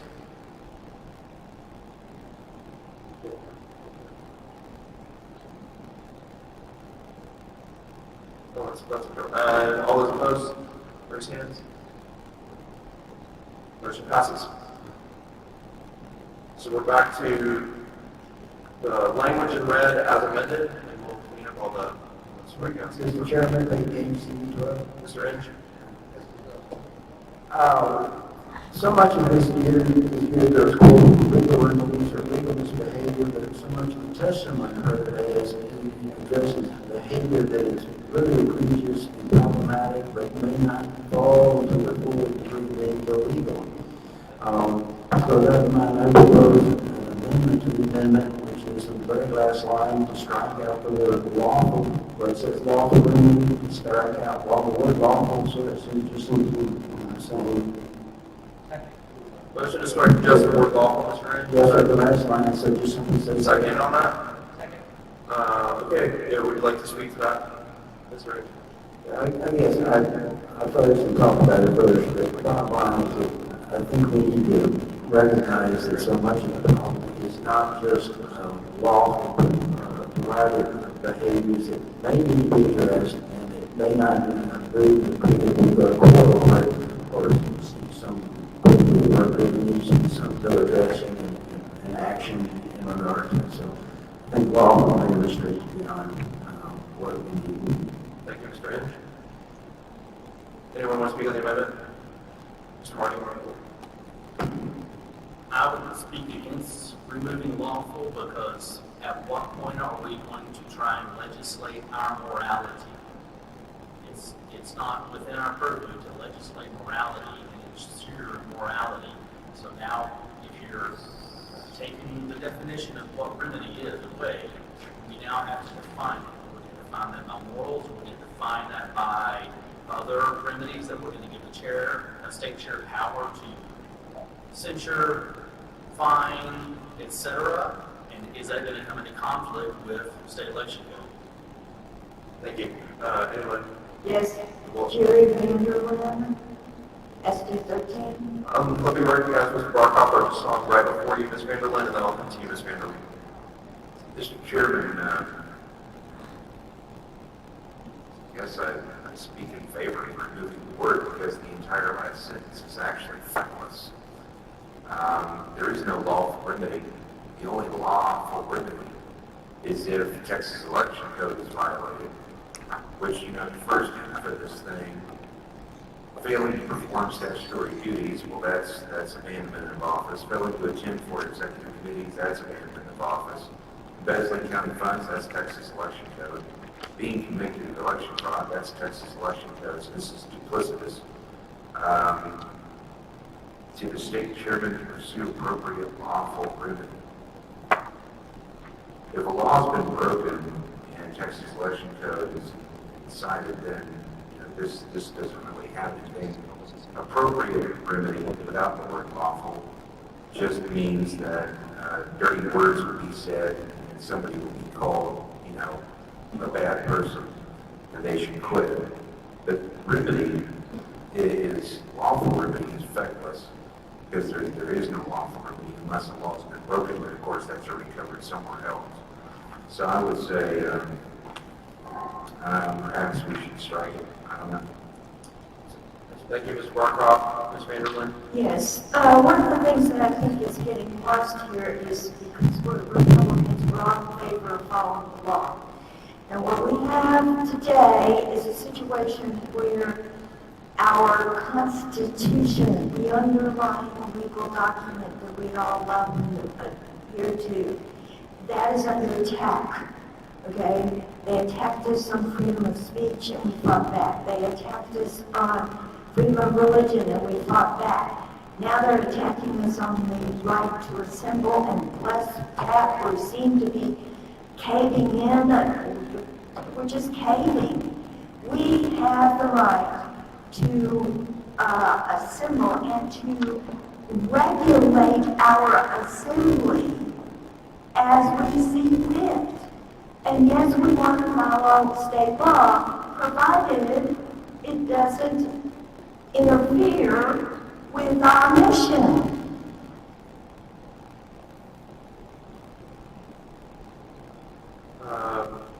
Mr. Larson? Jeff Larson, SC11. Again, I wish to speak to history here. Where this language came from, what it was all about. If you look at the 2016 version of this rule, it allowed for the removal of a county chair. It was restricted to a county chair at that time. And for various offenses, I guess you could say. The reason things like embezzlement, election fraud, things like that were in there was because it was argued in 2016 that even if a county chair committed those offenses, since the Texas Election Code did not provide explicitly for the removal of a chair who had committed an offense like that, the party was powerless to do anything about it. We just had to suffer a county chair who was doing those illegal activities. And so, very specifically, that was included in there to point out that we would take action to remove a county chair who was breaking those specific laws. That's the argument that has been behind the fecklessness, so to speak, of all of this. Why we have no remedy, why this keeps coming up, why this is fought every year, every 2 years. And that is because the Texas Election Code is explicitly silent about anything other than failing to perform statutory duties. That interferes with the Republican Party of Texas's right of free assembly.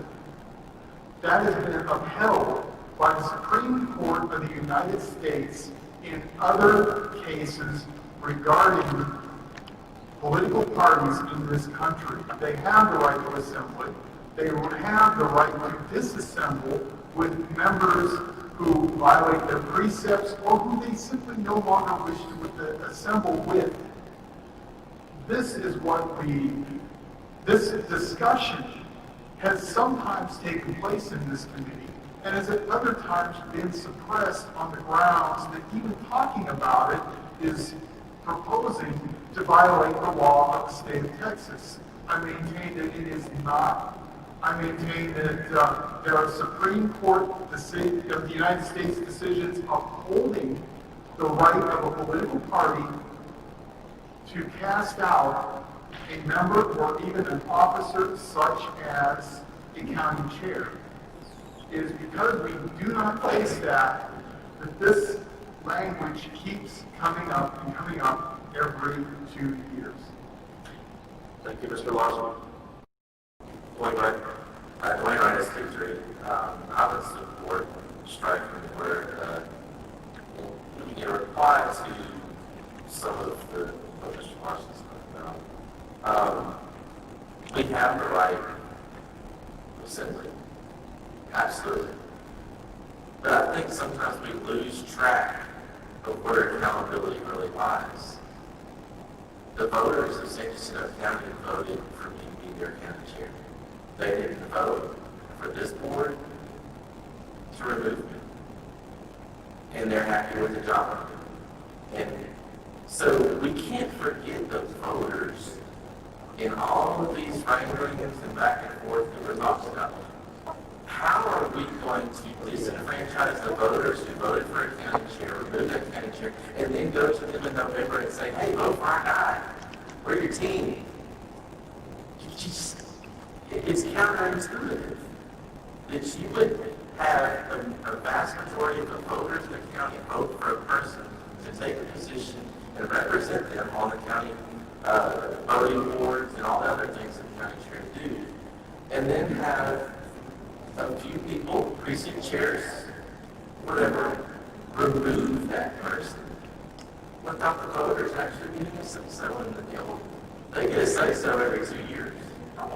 That's when they get their say-so. So we can't forget that the voters are part of why we do what we do. We've got to convince the voters to vote for our conservative candidates. And we're booting out their choice, and then we expect them to, be with us on that. I don't know. So I just want to remind everybody it's the voters that we're accountable to, first and foremost. I know there's some conflation, but let's if we've got an amendment, let's constrain remarks to the amendment, because we are just on the lawful strike right now, Mr. Hoffman, and then Ms. Stecky. Mr. Chairman, Doug Albertson, SD 28, I would like to propose an amendment to this amendment, strike the word lawful, insert principles of the Republican Party, and promote the principles of the Republican Party. Point of order. Are we too deep, Brian? No, we're not deep. Let me, it may not be germane, so let's see it, and I may ask you to hold off on that amendment as well, but I do want to see it first. Mr. Chairman, Kathy Akers, District 21. Yeah, is this on the point, or is? Yes, sir, I'm recording where we have an amendment on the floor and an amendment to the amendment, and I believe it would be not a. Oh, you are right, we are too deep, so, You can't keep them, sorry. yeah, so let's go back to lawful. The gentleman's point is not well taken. We are on the striking lawful. That is the full scope of the amendment. Ms. Stecky. I would like to speak a little bit further to what Mr. Larson was saying, that right now, and what Mr.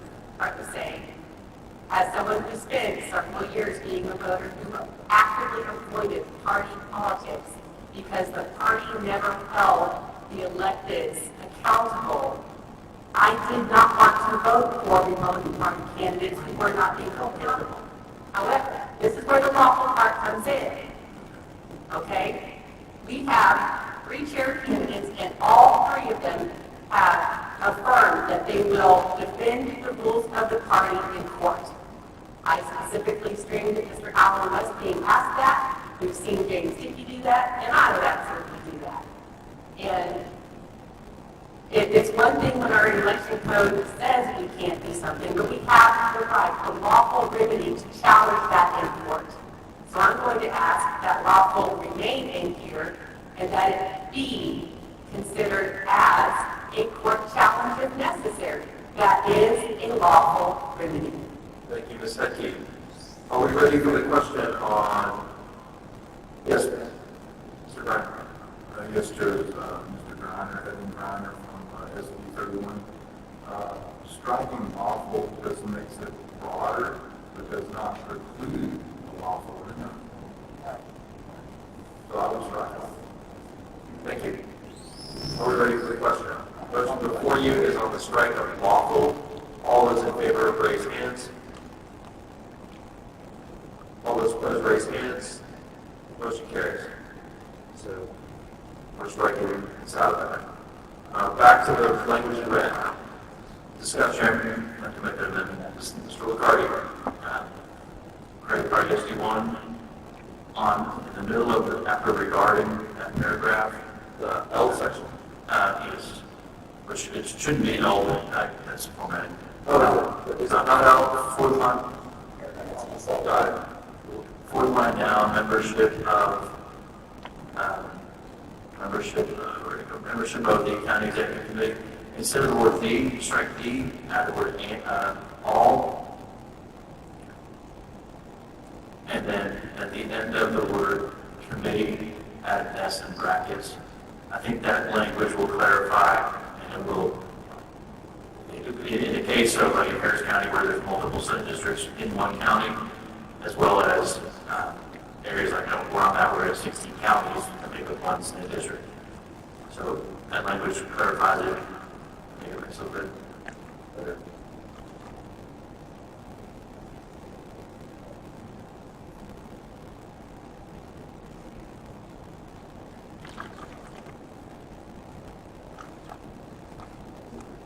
Just kind of get back to the intent of that whole sentence.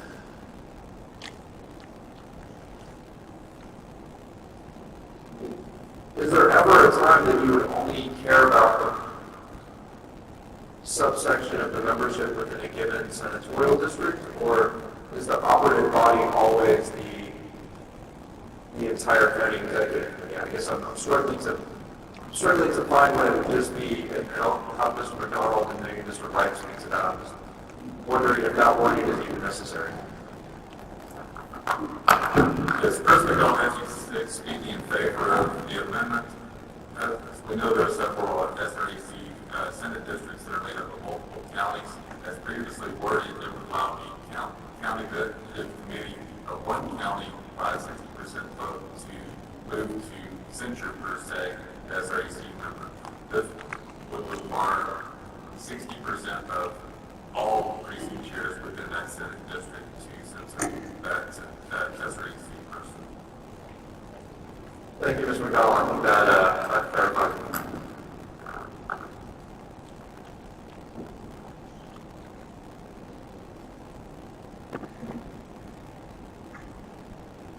And we'll add that past. I do think that S is required now. Mr. McCarty, Mr. McCarty, do you want more clarification? That was the original intent. Yeah, okay, I think the language now is clear.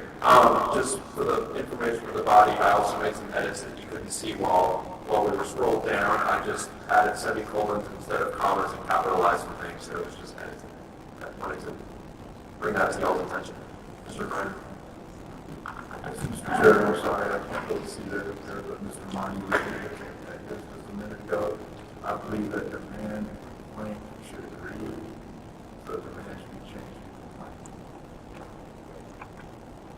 First line, natives versus officials committee, complaint, and law. So both citations in demand or one of them? Which one are you? Well, one, regarding the precinct county chair, a written demand. Hang on, this is not relating to the strike. So let me just resolve that, and I'll come back to you in a few minutes here, or a few seconds, hopefully.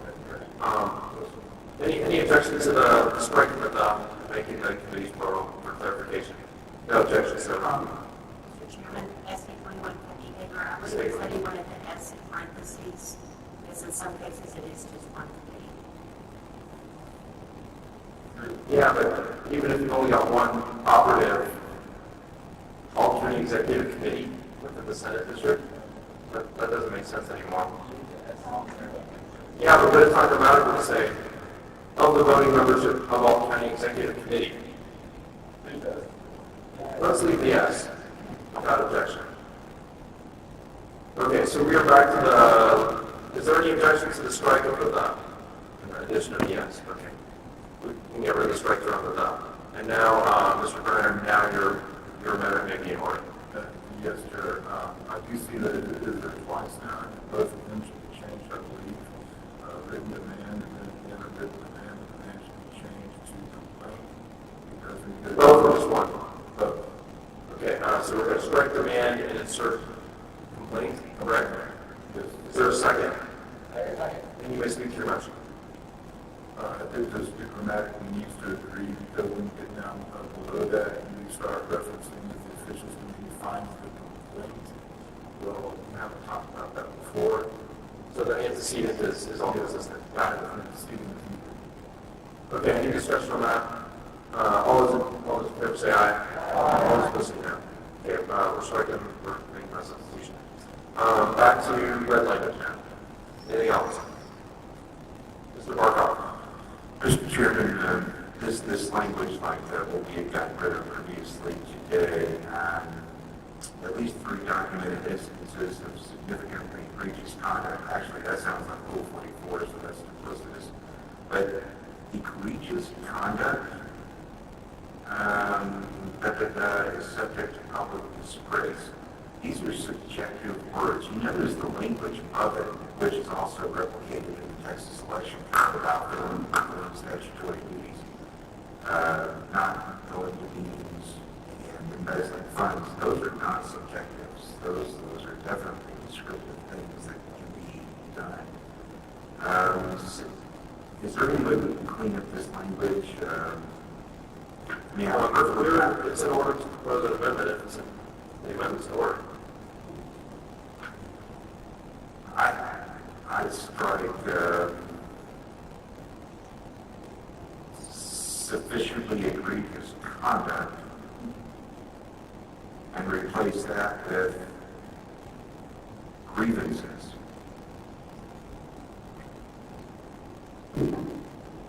Thank you. Is there a second? Do you want to speak to that? Yes, sir, Mr. Chairman. Even grievances is still subjective. But, like someone said earlier, it doesn't matter. You can't make a rule good enough for one bad person. You can't legislate morality or leadership. Something that was wrong with Dolan, which was behavior, misbecoming a chair or something like that, that was subjective. Matter of fact, one of the complaints we talked about in the officials committee, a chair was brought to our attention because they shook hands and participated in a fundraiser with the Democrat chair for children.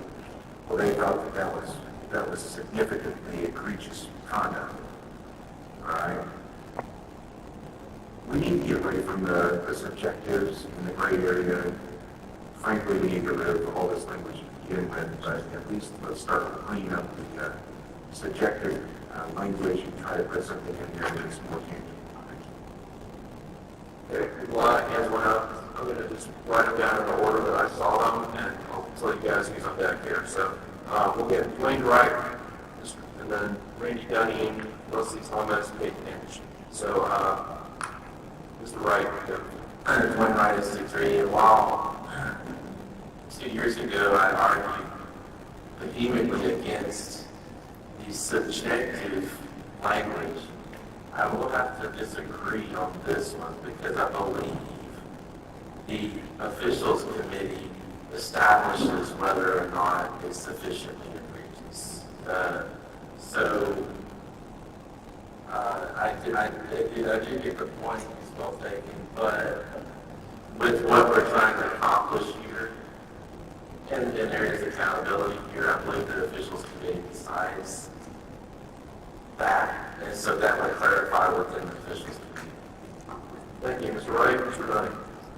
Thank you, Randy Dunning, SD16.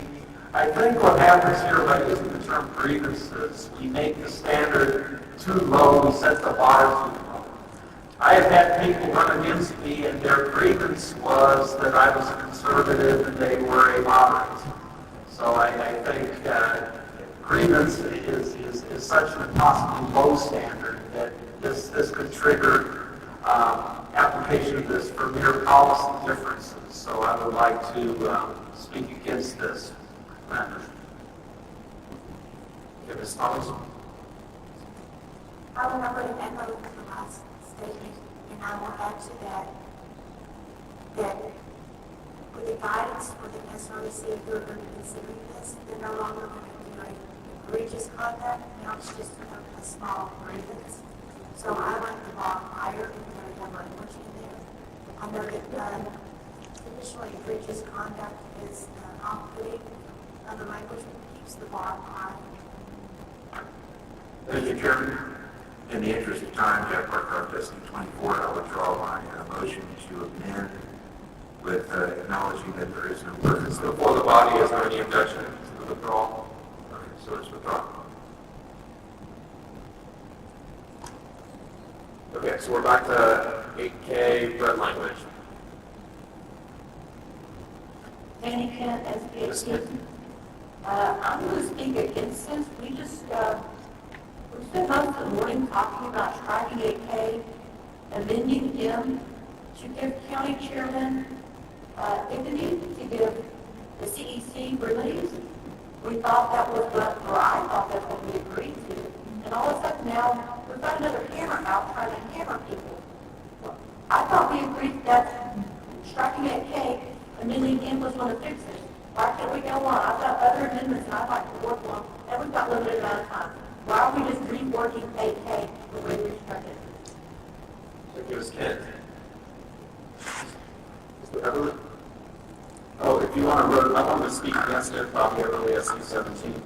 But when you tend to itemize, it actually becomes more restrictive. And when you look at what is now O, if we put in language that gets a supermajority and covers any kind of rogue precinct chair start, that will be open enough so that whatever grievance comes up, if a supermajority of the executive committee feels that they should take action, they can take action. But here, what if I'm a county chairman and I've done 2 sufficiently egregious acts, and we just wait around for the 3rd egregious act? It kind of gives the guy an open door to do something crazy, where without limiting the person, without being so specific, it gives people a chance to say there's 60% of our governing body says this guy's got to go, and they can take action and run it through the chain. Thank you. Also, Mr. Tate. Fred Tate, SD10. I voted to strike the original 8K. I wanted to let y'all know that I'm voting in favor of this new rule. I like it because it applies to all members of the party. That's one of my biggest objections with 8K, is that it highlighted one particular bad actor, okay? And the parts about 8K and the debate that I have today, I have a lot of concern, because we've only heard from one side of the table, and we all know that the devil or God lives in the details, and we know there's multiple sides of the story. This balances it. It gives the county executive committees an opportunity with a reasonable bar to get something done and bring about change. I think we should get on with it and pass the rule and move on. The other thing I want to say for small counties, you need to lobby the legislature, change the rules, make it so your county executive committees have to have a treasurer registered with the TPC, right? They just raised the bar, I think it's to $30,000 or $32,000 annual revenue. If you have that transparency, that will also help with the problem, because the treasurer is the one who's legally responsible for all those TDC fines, and that will help you bring a balance to that. Use the system as it is. Thank you, Mr. Thank you, Mr. Tate, Mr. Andrew, and Mr. Dunning. First, I just, in 84, argument with the judge about abortion, the issue came up was you can't teach that today, you cannot legislate morality. I said, John, you've been a judge, you don't understand. Give me one law that is not based on the concept of morality. He looked at me for a moment and walked off and never said another word. Every single law and everything we do is based on someone's concept of morality. You know, what we're doing here is giving the power back to the people, the people who elect the county chairman is giving not just the supermajority, the supermajority, and they just say, you are not what we were voting to you on the basis that you need to represent us and where we are coming from. I don't know what that is these days. You are different than you like. You should not represent us, and we want to do something different. This gives them the power to begin to address it. Thank you. Okay, Mr. Dunning, and then Ms. Higley. Thank you, Chairman Randy Dunning, SD 16. Quickly, I've heard this argument that, we shouldn't be hammering. Well, I kind of think that's the rhythm, that's the whole point of party discipline. You can always make the argument that any party discipline hammers somebody. And I think that is not a sufficient argument against party discipline. What I see here is a better job than the one we struck, though I supported the one we struck. I see a better job being done here of making something that doesn't legislate against particular individuals or against particular open wounds from past occurrences. This appears to be more proactive. It appears to be more carefully crafted, which I think speaks well, and this is why I will be supporting this measure. I'd like to say one other thing. I've heard the word duplicitous used many times in this debate about this thing, and I think the term that's being actually looked for is redundant. I don't sense there's any actual duplicity going on in this room. Thank you. Mr. Chairman, call the question. Yeah, I'll take that, call the question after Ms. Hager, since I'm Congressman. Mr. Chairman, for Senate District 21, 2 points. First of all, I am going to vote against this because I feel like it's just 8K redone.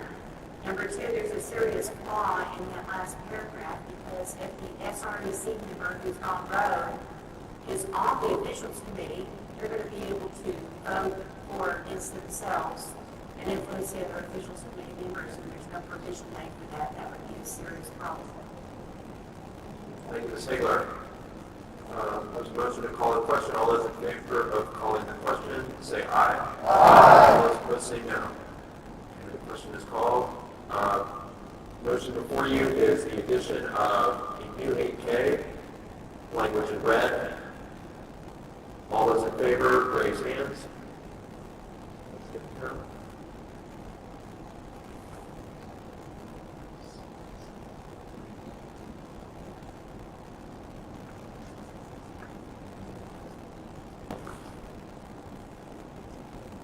All those opposed, raise hands.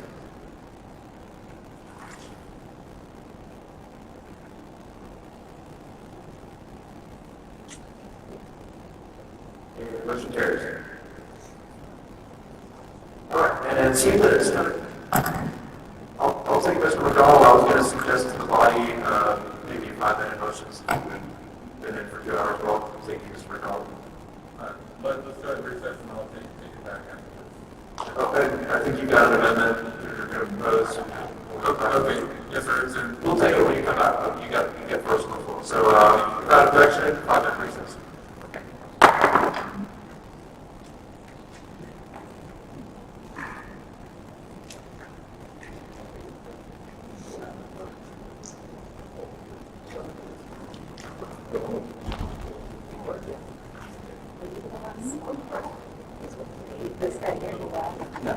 Standing up facing me.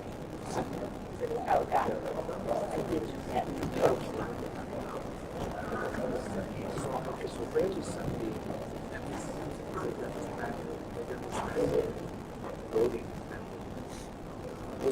We'll take the vote and let's see who's actually voting. Yeah, they're protocol with Graham.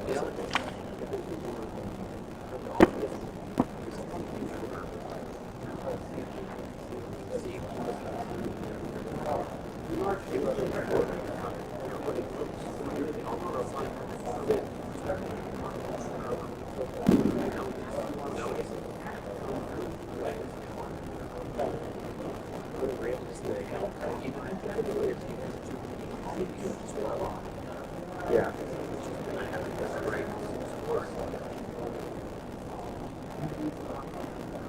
Put aside with this. Give me 1 minute.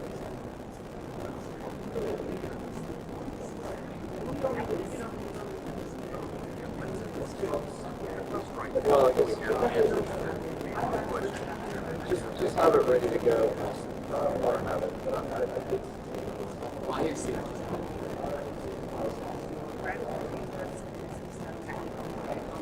Yeah.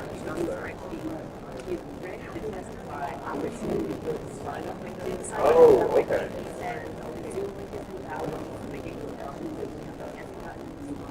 Let's see.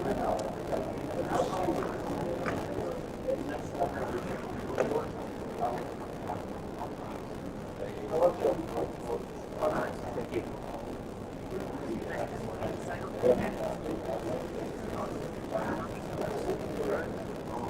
I'll allow it. I think you can do it.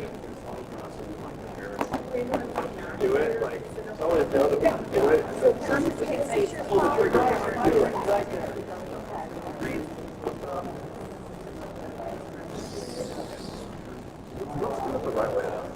Do you have contact information? Yeah, you want to see it? I was going to say, can you handle that directly with the chair? Does it go through me as the Yeah, I'll make, I'll make the motion. I was going to have you make a motion, but I'll make the motion. I just need to know next time we can say, we are doing this, and do move. Because what I don't want to have happen is to say, we're doing this. I know, that's why I wanted to push this up on you as the chair. I'm delegating responsibility on verifying the technical ability to do it. I will make the motion and we'll do that first. So now we're even. Okay. Check on it, please, though, Andy, because I'd like to do it.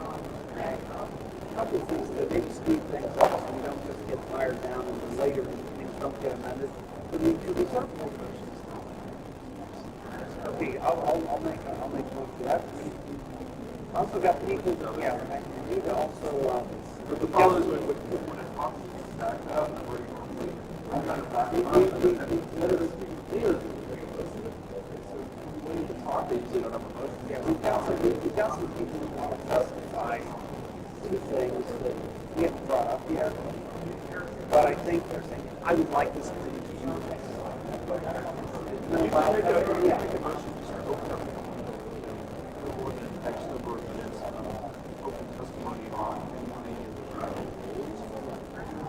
I would accept that.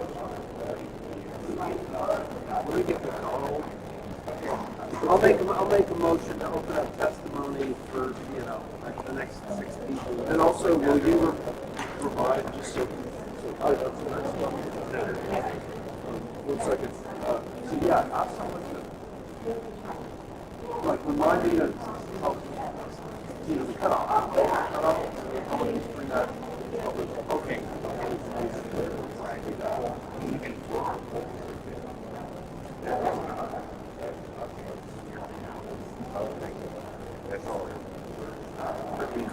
It is where it is. I don't know where that makes it end up. What's the language? Probably. Well, let's see. That would be.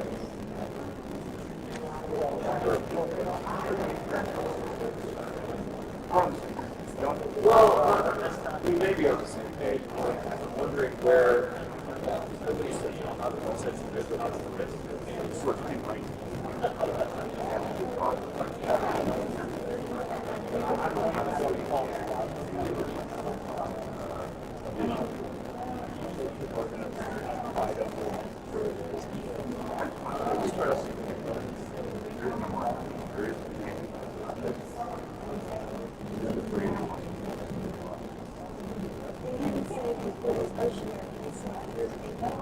Yeah, I kind of felt like it was good where it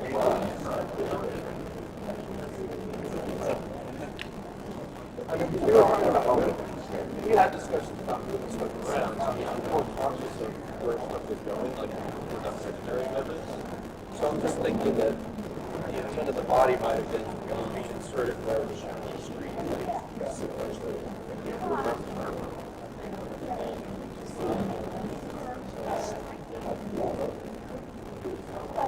I mean, I could tell when it starts something back in 8A and something 8A, 8B, and so on.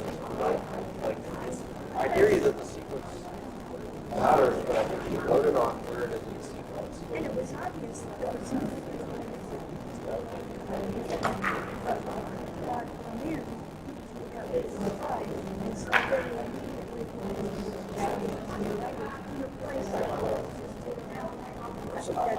I would take a motion to move the sequence, but I think the sequence is where it's at right now. Okay. I know. I mean, if it's important to you to move it, okay.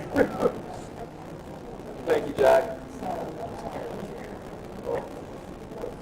Yeah, 5 minutes between 7. Of course. You guys can do that.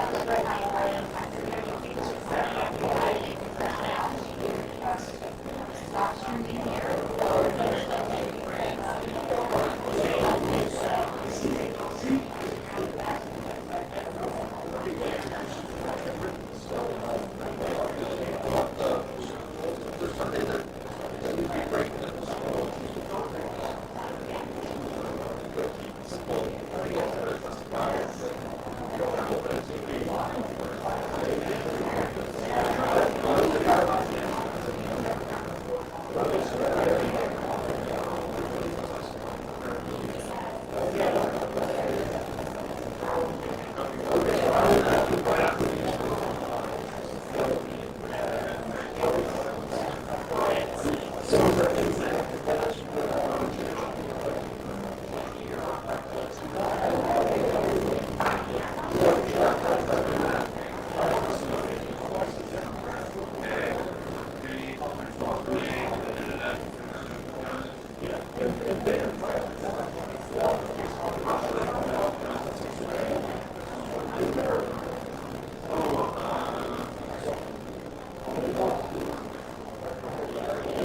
Operate on the stage turn, the answer is here, it's just made. So,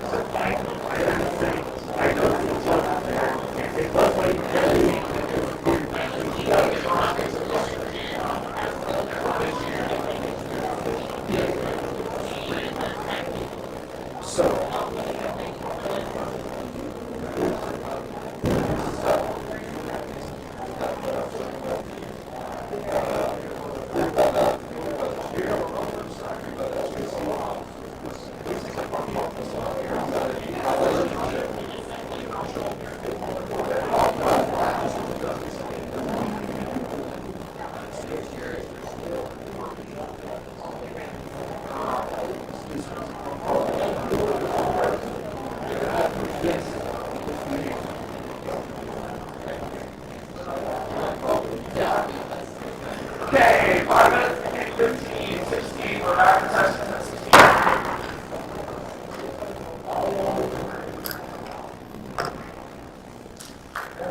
Okay, so a reminder of who is up. Chris McDonald, Harris, we'll have the floor open at a minute, and then I think Mr. Johnny has something I think remember, but let's just maybe one guy for after we work through Mr. McDonald's amendment and excuse me for 1 second, Mr. Davis.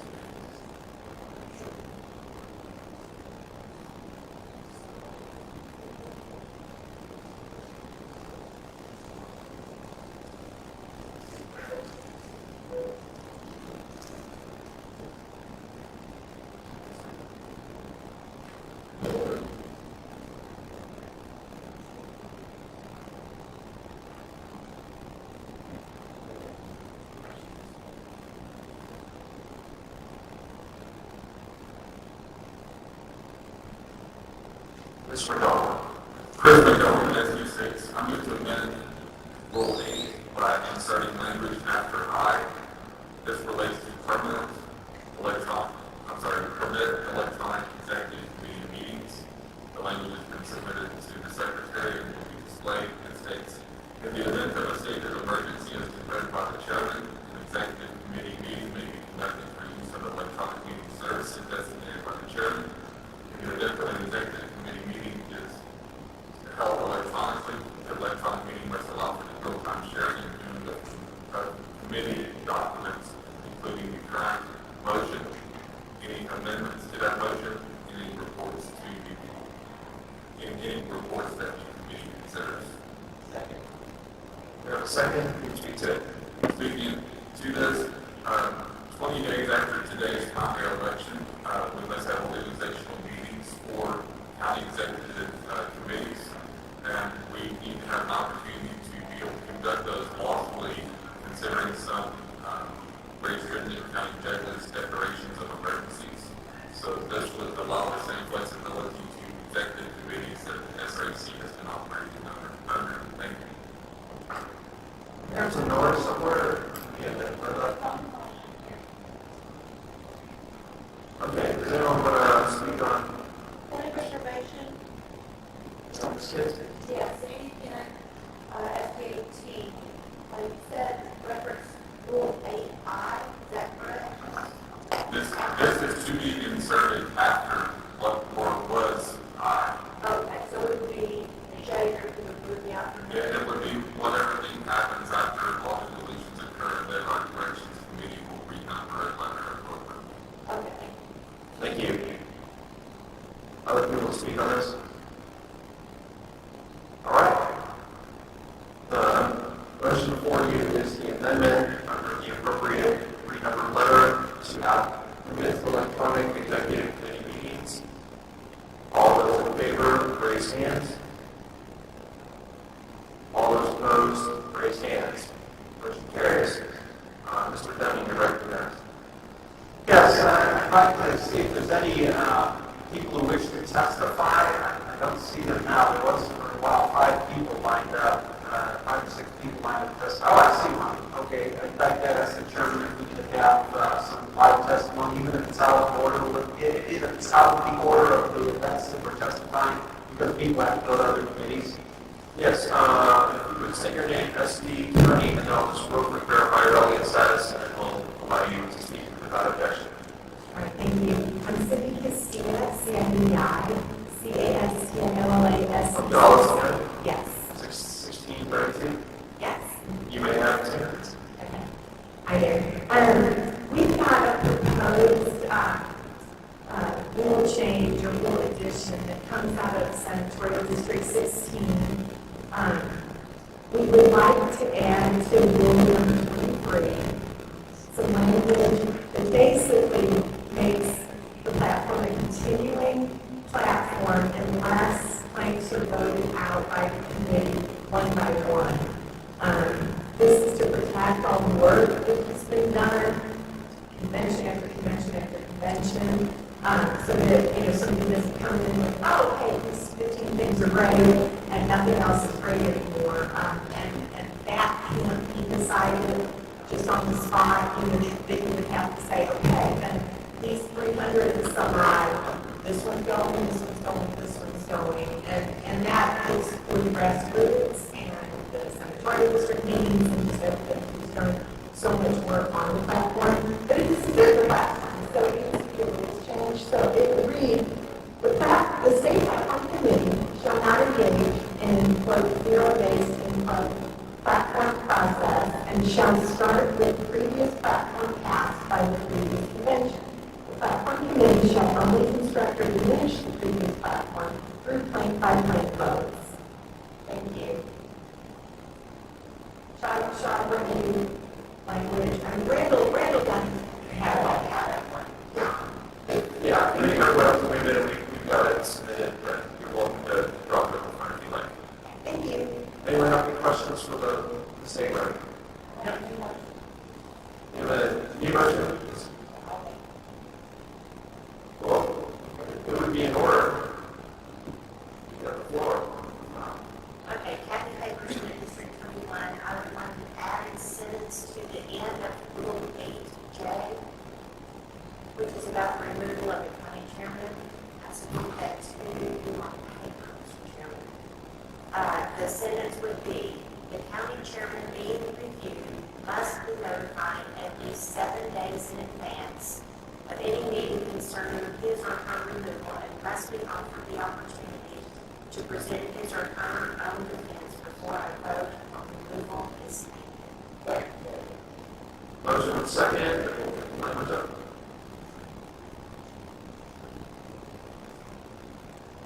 And while we get that up, if you'd like to speak to it, go ahead. Sir, the justification is that the way that the rule is written right now, I have no objection to the rule at all, except that it completely excludes the person who's we're talking about removing from the process. And I think everybody needs to have the opportunity to face their accusers and make their case, and that you can't really have a coup against the county chairman.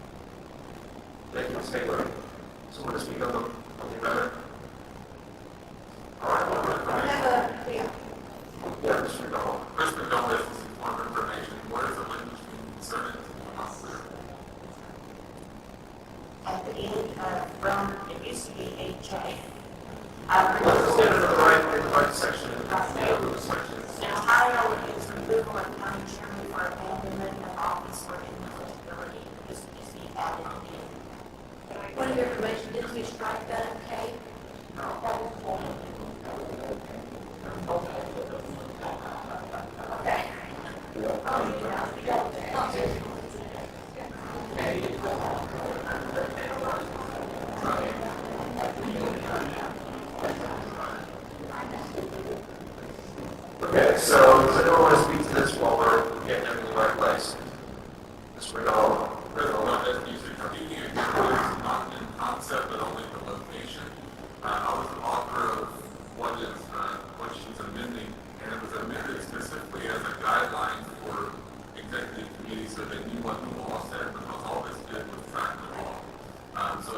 suggested that this go into whatever Mr. McCarty offered, and that is what should be amended, because that is the process that she's really speaking to. Where this has been put was strictly written to outline the process under state law. So she's basically wanting the person to be guaranteed rights to defend themselves under Mr. McCarty's rule, and that would be the correct place for this. So what would have been to, No, we don't do for the amendments, but I would consider that. Without objection, we will move it to the place where we can get you in. And then let's get it moved to the right place, and then we'll vote on it. So, just have to bring it to the right place. Excuse me? So the motion without objection was not going to move it into the right place. So motion is still alive on actually improving the language. That's right. Okay, Mr. Chairman, the line item is agreed. If we move this, then the word removal will no longer be a valid word in that statement. Because the 8K 2.0 doesn't talk about removal. Where are you looking at? That she's going to Is that the right place on the screen right now? For the Ziegler and Ms. Thomas? So actually, he's right. We need to keep it back where we originally had under removal of county chair. Okay, one consideration, keeping it where it is, attorney objection, keeping it where it is. All right, we're back to the language itself now.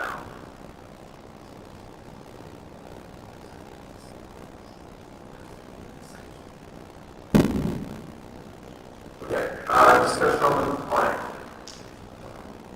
Yeah, Mr. Townsend. I'm going to support this. I think that everybody has a right to face their accusers. The Harris County Chair was told to resign by elected officials and by other people in our area. He was elected, but he hadn't even been put into a position yet at our telling him to step down. I feel like that was unjust. So I'm going to I urge everyone in here to vote in favor of this amendment.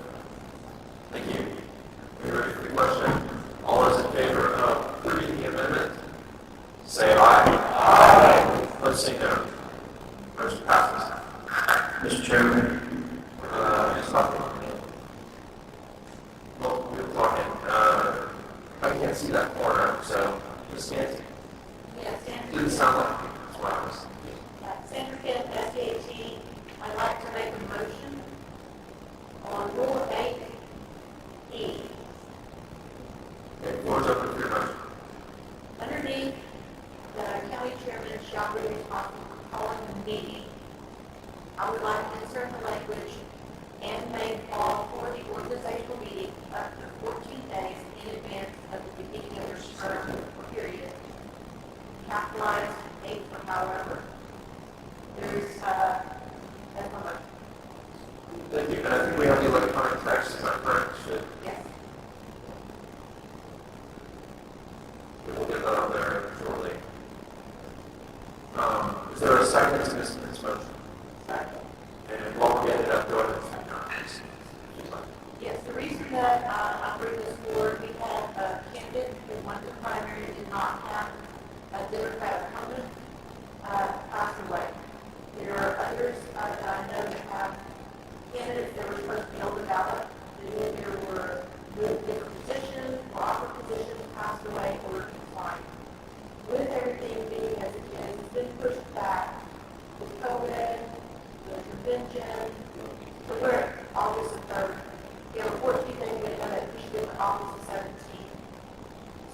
The natural convention starts on August the 24th. We can't have it 2 days prior to that. So now we're in the window. August the 17th, we're officially first, I believe it is.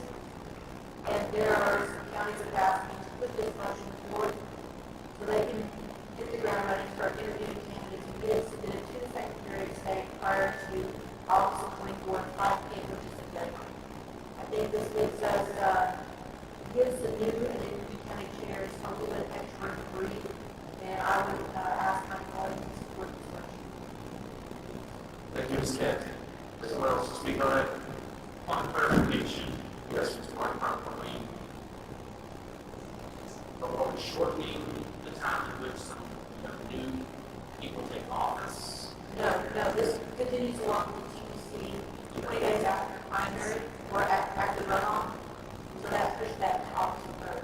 But if you're able to and allow the incoming county chairman to call for that organizational meeting, the minute that they are allowed to be in office, they can be sworn in, they can do their bylaws, they can start the business of replacing someone that needs to be replaced for that. It just gives them more time to do interviews, and we've got people that are lining up, and we need to make sure we can all interview them prior to being able to talk. It's just a little brief. Okay, this Kent, we were just looking through your email, and I think what you sent was a rule of procedure. I don't know if you meant to send that. Did you resend it correct? So that we can get it done. If not, we can type it up. Mr. Chairman. My right is part of verification. I know this is probably out of order, but we adopted the wording of Ms. Winkler's prior amendment, and we moved it down into the 8K 2.0 section. I had or did we leave it here with the election code? Oh, we left it here. Because I'm not getting my screen is an update this with everybody else.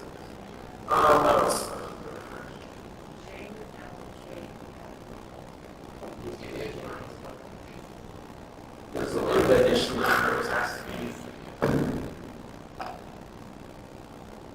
Is that clear, Mr. Wright? So it's scrolling. Unless we have. If you're not reading it, we'll leave it. What's the line document correctly? If it's where it was initially requested, it's relevant. If it was where it was secondarily requested, some of the wording needs to be changed. That's what I'm saying.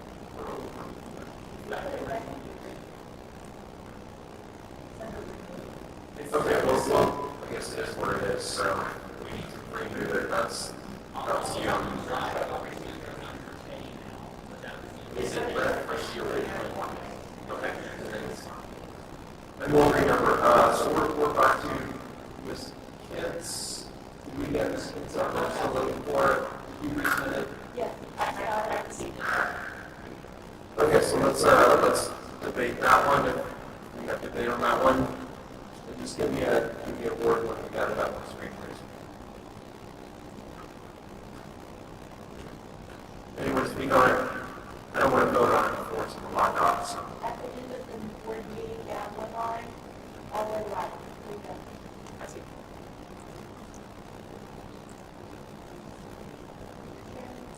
Hang on 1 second.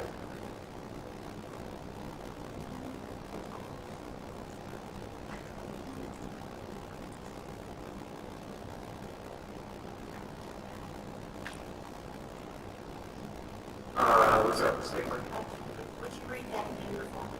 Okay, so the motion before you is the addition of, after the word meeting in 8E, comma, and to a call for the organizational meeting up to, without objection, we're going to say 14, let's use 14 days in advance of the beginning of their term, period, capital H, strike lowercase h, however. Actually, that comma may be. Is there a comma in the original, the previous? There is a comma in the previous?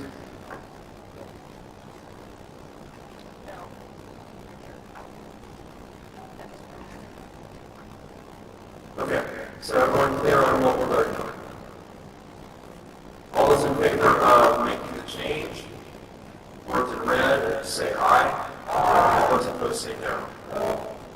And motion carries.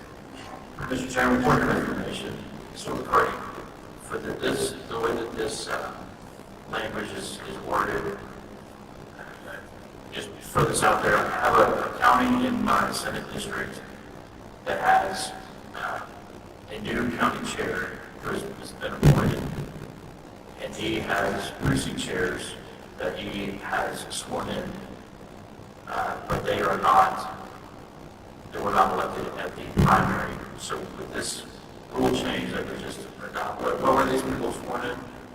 I believe they have been sworn in as precinct chairs, but their term is expiring August 3rd, so everybody re-clear. So, and this county is up in CD4, where John Mackey's replacement is going to be voted on August 8th. With this wording, allow for this incoming county chair, existing county chair, who's going to be continuing on in his term on August 3rd. This would allow him then to call an organizational meeting with his precinct chairs, and then they would then be eligible to vote in the August 8th election, special election. Not necessarily. So an organizational meeting, I think, has a very specific meaning, right? And other business may or may not be allowed about it. I won't speak to the specific instance that you cite, but it really depends. It's not necessarily true that those people can be sworn in before or after the Secretary of State and or existing statute may have been, let me take Mr. McDonald, I can use your. Oh, and real quick, I'm going to interrupt you for 5 seconds, Mr. McDonald. What you mean about the column is the AD is written after medical error, so we have fixed that. Thank you, Ms. Hagler. Chris McDonald, SC6, my memory is point of order on the language that's on the floor. The language on the floor regarding 14 days in advance notice is against the law. The law specifies that when the office of the general elect takes place 20 days after the final primary election. The net effect of this would be allowing the current chairman to call the organization meeting, and if that current chairman was not elected, he would be calling the organization meeting for the organization he won't be the chairman of on the 20th day. Actually, for information, Ms. Hagler. At that point, the chairman has already been elected through the primary and through the runoff. So they do have, that they are actually the incoming chairman. So allowing them to call the meeting for the day that they start, I don't believe is unreasonable. And it gives them time to get their ducks in order. Okay, but conversely, since technically they don't take office till the 20th day, the previous chairman is still the chairman.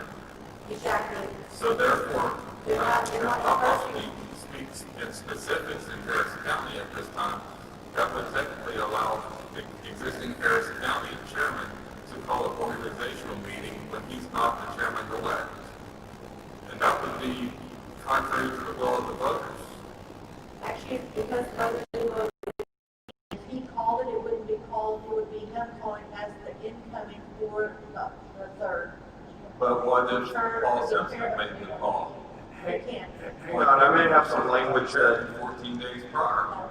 I may have some language that clarifies the potential ambiguity if you'll give me just a moment to find that. So we'll stay at ease for just a second, please. Mr. Chairman, while you're on SD3, may I speak to this while you're doing that? Sure. I won't be listening to you, but sorry. That's okay, clearly. When county clerks and county judges get elected, typically they go to schooling and all, and there's quite a time frame between they are elected and they take office. They're not officially the county clerk or the county judge or whoever until they take that office. That's why they're chair-elect. The precinct chairs elect. They would be calling, in effect, an organizational meeting whereby one of the functions of calling an organizational meeting is proposed bylaws.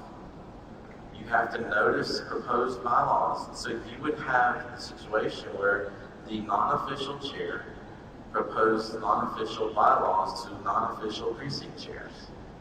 So somehow the 20-day trigger has to be taken into account. Whether we shorten up the time of notice after they achieve office, I'm totally open to that. Before, it would seem like there's just... Let me ask you, and I actually was listening to half of it, Mr. Wright, but I have a question. I'm trying to formulate this. So, are you suggesting that no one can send potential bylaws in an organizational meeting call until the date that they've taken office? Right, that's the one of the functions of that office. You have to be the chair to notice the meeting. Chairman noticed the organizational meeting, not chair-elects. So if the wording were the incoming. Who speaks? Sandra Kent, SDAT.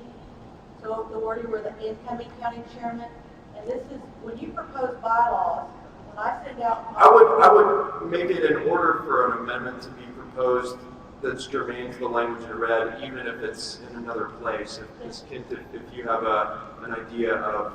Can I have a point of clarification based upon Dwayne's knowledge? Well, I was gonna suggest that maybe the issue at hand, not Dwayne's issue, but your issue may be solved by putting the word incoming.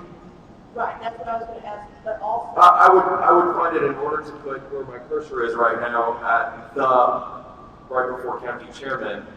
Right. Is that the place where you would want to insert that? That's where I wanted to insert it, but I will take that as a secondary amendment to. I think it is germane to the language in red, so I will take that as a secondary amendment. And can I clarify what? And I'll keep your points open. So. Can I ask for a clarification of what Dwayne had said and Chris? Well, let's dispose of the amendment, because if not, we're just backing up stuff. We don't want to get too backed up. So the motion before you is, actually, if you can make it in red, I'll add it where I think we're putting it. So incoming county chairman. That's the motion before you. Secondary amendment to the other language in red in the next two lines. So any discussion on the secondary? All those in favor of adding the incoming word, say aye. All those opposed say no. And the ayes have it. So now we're back to all the language in red, the amendment as amended. Chris, speaking again. Yeah, let me get Chris and I'll go back to Dwayne, and then I haven't looked around the room a little bit, so I'm back up. Chris McDonald, SD6, speaking against the addition of this language again. The fact that it's allowing something 14 days prior is counter to TPC. I do understand that you're saying incoming. However, I want to be clear that we do not end up with language in our rules that is contrary to the state law. Let's stick with the state law, stick with the 20, and vote this down. Thank you. Okay, I'm gonna make an amendment to the amendment. So the non-underlined language. Go ahead. This one home. Are we too deep already? No, we're one deep now. So I'm proposing us going too deep. So I've worked up some language before, and then it went away because I guess the issue in Harris County changed. But let me move it, and then I'll speak to my own motion. So I want to move the addition of the underlined language to clarify who's calling that. So, and no earlier than the date of the local canvass of the runoff primary election. Is there a second to my amendment? Okay, I'm going to speak to my amendment here. So, we're in a weird situation this year because, and it's not a single county issue. This is affecting multiple counties, from what I understand. That because you have notice requirements on organizational meeting of 14 days, and because the primary runoff was postponed. The primary runoff that's happening today. The canvass for this runoff is next Thursday, the 23rd, I believe, if someone can correct me if I'm wrong. And so, if people are taking office August 3rd, and you've got to have a 50% quorum to fill a ballot vacancy, for instance, in CD4 or county clerk in Harris County, or wherever the case may be, you now have an issue because you can't have if there's a national convention still, and I pray that there will be, but if you have a national convention, you can't have an executive committee meeting during that period of time. You know, there are also statutory deadlines with regard to getting a ballot replacement, you know, to get that official. And so now your window is squeezed on the front end from the COVID stuff, and then you squeeze on the other end from national convention and ballot requirements. And then you've got to have 50% of your precinct chairs there to do it. So now you're down to 2 Saturdays in August. And if you've got to call a meeting and get those people there and be able to affect the election of someone to fill that vacancy for the ballot, you almost can't do it unless you have the meeting called. And maybe this is only functional in this year, but I don't think the language will affect other years. If you can say that people that can call the meeting are bound to take office, because once you do the primary runoff canvass, those precinct chairs and county chairs are going to take office no matter what, right? So after the 23rd, there's no change in the membership of the body until you have an organizational meeting. So unless there's a conflict with something that I'm not seeing, I would say that incoming precinct chair right now can't call a meeting because we've got a primary runoff today that hasn't been canvassed. But after they've been canvassed, they will take office. And so I would urge you to consider the language that I've underlined. And that way we're making sure that the only people who are calling the meeting are indeed people who are going to take office on August 3rd. And I may be incorrect, and I'll let Mr. Wright address. I think he may have an issue with what I'm inserting, but I want to hear it. I'm speaking not as the chair in this edition. I'm speaking as just a member of the committee. Mr. Wright. Dwayne Wright, SD3. I agree with Mr. McDonald on the TEC violation. We can't promulgate from this committee in violation of the law. But in addition, what if the chair passes away that calls the meeting that wasn't the real chair? I mean, there's all kinds of contingency weird things that could happen where there actually aren't the seated chair.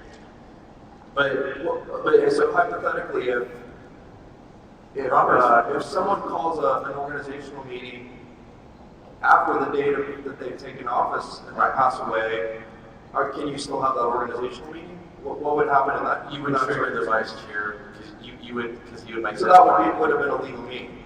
So you're saying it's different if the incoming chair called it and he passes away, or she passes away? I don't consider the chair. Mr. Chairman, you gave me a debate. So, secondly, in many counties, they lean to Robert's Rules of Establishment of a New Society. And that was something that was spoken to about a simple majority during an organizational addressment of the bylaws versus a 2/3 addressment of the bylaws. So an organizational meeting holds many statutory regulations, Robert's Rules of Order, all these different, there's this perfect storm of orders around organizational meetings in particular, and that's why it's like my thing. But if they're not the official person that is allowed to call that meeting, how can they call it out a meeting? I do want to hear from Mr. Ure and hold on. So, Mine was hang on just 1 second. So we'll hear from Mr. Ure and Mr. Dunning. If there's a specific citation that can help me to see Mr. where it is, Chairman, then I will take that under advisement. I'm just preserving my chance. Hang on 1 second. Ms. Hagler bringing me paper here. Okay, so this is out of the election code, and it says, see each committee member's contributors begin on the 20th, so they're not Okay, so Ms. Hagler has brought to my attention, well, hold on, and I'm saying this for citation purposes so people can look it up. It's 171.022. And it's it's C under 171.022. And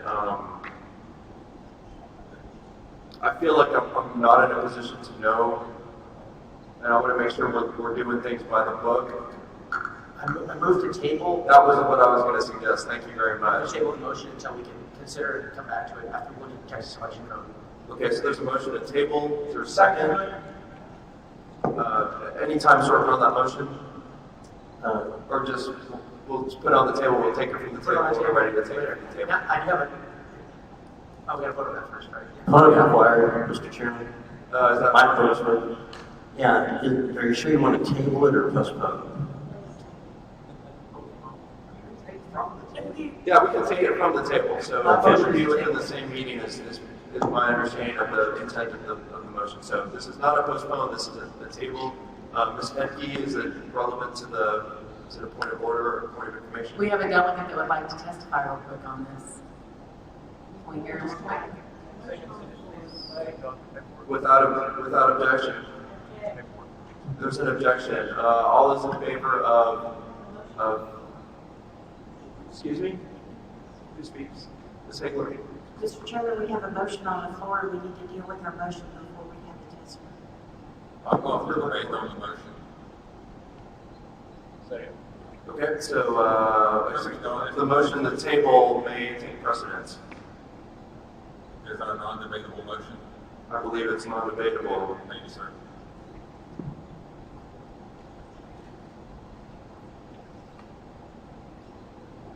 Yeah, it's undebatable. So let's dispose of the motion to table.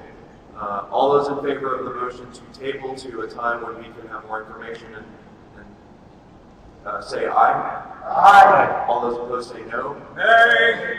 Let's do show of hands. All those in favor of tabling to a later time, raise hands.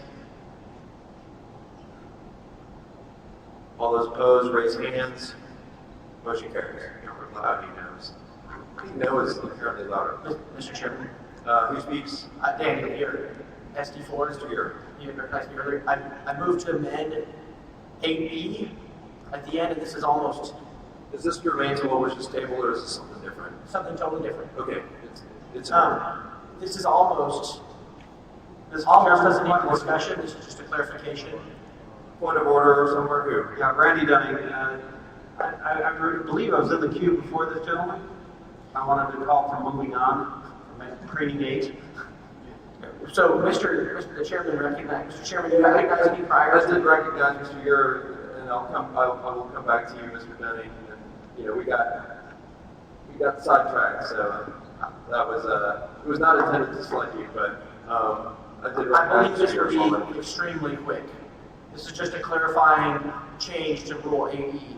At the bottom, I'd like to add failure after the very last sentence of Rule 8E, failure to adopt bylaws and/or rules for the current biennium by a majority. No, I just read the last sentence. Sorry. No. In the last sentence, I'll get it. after the word biennium, insert the words by a majority of those present and voting. Majority of those present. I'd like to speak to it after. Is there a second? And you may speak to it. This is, again, I'm sorry, but this is, some people have argued, just like Congress and everybody passes new bylaws at the beginning of their term, right? Because they're not bound, you don't put new wine in old bottles, right? The bylaws that are adopted for that biennium apply to that biennium, and you're not bound by the bylaws of the previous biennium. We had a county chair that was arguing, no, the same old bylaws apply, you need 2/3 to change it, and so he refused to recognize bylaws for the whole 2 years. As a lawyer, I can tell you that Black's Law Dictionary, the guide to this, says adopt, right? The word adopt usually applies to new rules. So this is kind of I almost think this is like no-brainer. This is super simple. I'm just adding it so that people can't make a dumb argument later. Thank you. Any discussion on Mr. Ure's proposal? All right, we need to vote. All those in favor of the change say aye. Aye. Those say no. Motion passes. Mr. Chairman. I had Mr. Dunning in line, and then I'll come back to you, Mr. Borsman. Mr. Chairman, Randy Dunning, SD16. After the testimony of the individual who's patiently waiting, I would like to recommend that we move on instead of this continual treating of 8. Did you want to hear the gentleman? I did want to hear the testimony, not block out the testimony, but after the testimony, I'd like us to move on. do you have a piece of, you want to move to 9 then? Yes, move to 9 and Okay. start marching back through them. So let's hear the testimony, and then we'll discuss your amendment. So any objection to the witness testifying? And then name SD County. You have 2 minutes. You're recognized, sir. Not sure I have sound. Can you hear me? Yes. SD1, Jim Fellison. I have spoken with someone in SD4. The folks are properly considering county chairs, precinct chairs, RPT rules. She brought up candidates. The candidates that are running in the CD4 oddball election have been told who their electorate is back in March. If we alter the rules such that people from counties such as Marion are not able to vote or are able to vote, that is different from what those candidates believed the electorate was, it could be a cause of bitterness. So please consider our Republican candidates in addition to precinct chairs and county chairs. Thank you. Thank you. Jerry Vanderlyn, I have a question for the witness. Yes, ma'am. I don't understand, were the candidates running for public office Yes, ma'am. told who was going to be the elector? The CD4 situation happened during coronavirus. There was not a special election called because of coronavirus. Instead, the CECs from the counties within CD4 are the ones that will choose who is on the ballot in November. So anyone that wanted to run for that role was given in March a list of names and said, here's the people that will vote you in or out. If it's a county that was in a situation where the precinct chairs have not been seated or the county chair was added after the March ballot, are, by the changes to Rule 80, allowed to vote on August 3rd or August 8th, that alters the candidates' chances of winning. It will mean that of the 20 candidates, one of them is going to go up and one of them is going to go down, and that may cause bitterness and possible lawsuits if the candidates feel they have been disenfranchised. So it's a tricky situation. I don't have a good solution to recommend to you. I just wanted to make sure we consider our candidates and not just our party officials. Mr. Chairman, Craig Licari, SD1, I have a question for the witness. Yes, you may. Mr. Cullison, is it your position that the existing precinct chairs in Marion County ought to have the ability to cast a vote for the CD for congressional representatives on August 8th? My position on principle is yes, because that's fair, but it's unfair to the candidates. So if you make it a yes, it is a strategic blunder because the candidates that then no longer have the same chances will become bitter, that the rules were changed, in their view, retroactively. You may wish to do a change, and the candidates will stumble. But that's what I wanted to make sure the committee was aware of. Sandra Kent, SDAT, just for clarification, TEC does state that the incoming officials are the ones that will make that determination. And therefore, it's incumbent upon the candidate to do their due diligence and find out who it is they need to be talking to, You are 100% correct. not us. You are 100% correct. What I'm bringing up is a perception amongst the candidates that may exist regardless of what the real law says. Thank you. Did that answer the question? Does anyone else have questions for the delegate? Okay, so I said I would recognize, I think, Mr. Dunning, were you in queue? I already spoke and just asked to move on to 9. Okay. All those in favor of proceeding? No second. Second.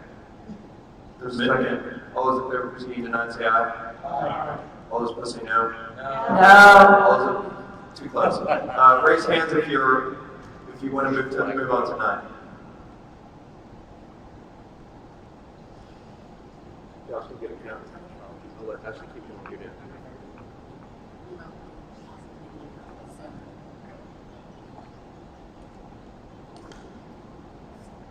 Okay, all those opposed? Virgil, I'm changing my vote. Josh, can you handle that? I wouldn't count him. Back up here.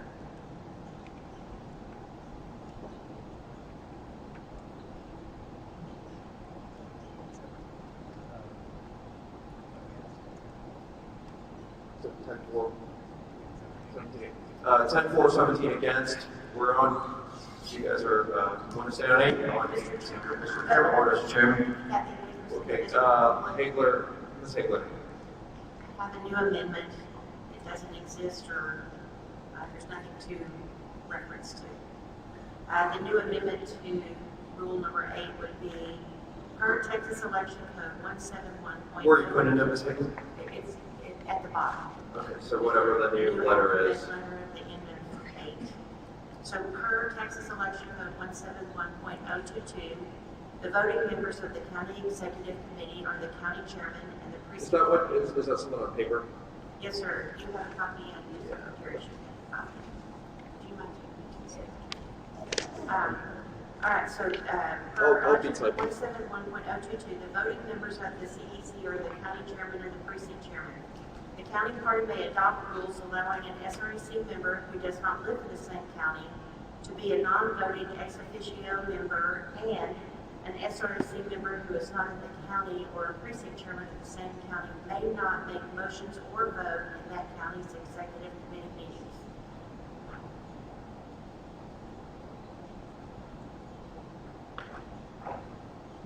Second. Okay, we have a second. You want to speak to your motion, Ms. Hagler? Yes, sir. Specifically, I feel like even though it should be covered by Texas Election Code, apparently some of our SREC members don't know that. And I know specifically of one county at least where they've gone in and made motions and voted and chaired committees and done a lot of things that their bylaws say are only for their county executive committee, which is only the county chair and the precinct chairs. So I just think we need to specify this so that there's no more question. Thank you, Ms. Hagler. Anyone want to speak on it? Jerry Vanderlyn, SD 13, I have a question for Ms. Hagler. You may. Because in Harris County, we have some SREC members who are precinct chairs. Yes, so does this mess up their ability to vote? No, ma'am. It only affects those who are not a precinct chair or county chair in the same county. Thank you, Mr. McDonald. Chris McDonald, SD6, rising to speak in favor of this amendment. Though it is already written elsewhere, as stated earlier, this is instructive for newbies within the party because our rule book is their go-to handbook where they look first for guidance for election code. So this is just an instructive addition for any newbie. I appreciate and support the motion. Thank you, Mr. McDonald. Question for Ms. Hagler. So I got it up on the screen. Did you want an and here or a but? I'm seeing two different versions of this. It's say And. Could you read, please, the language on the screen and see if that reflects your... Do you think it's red?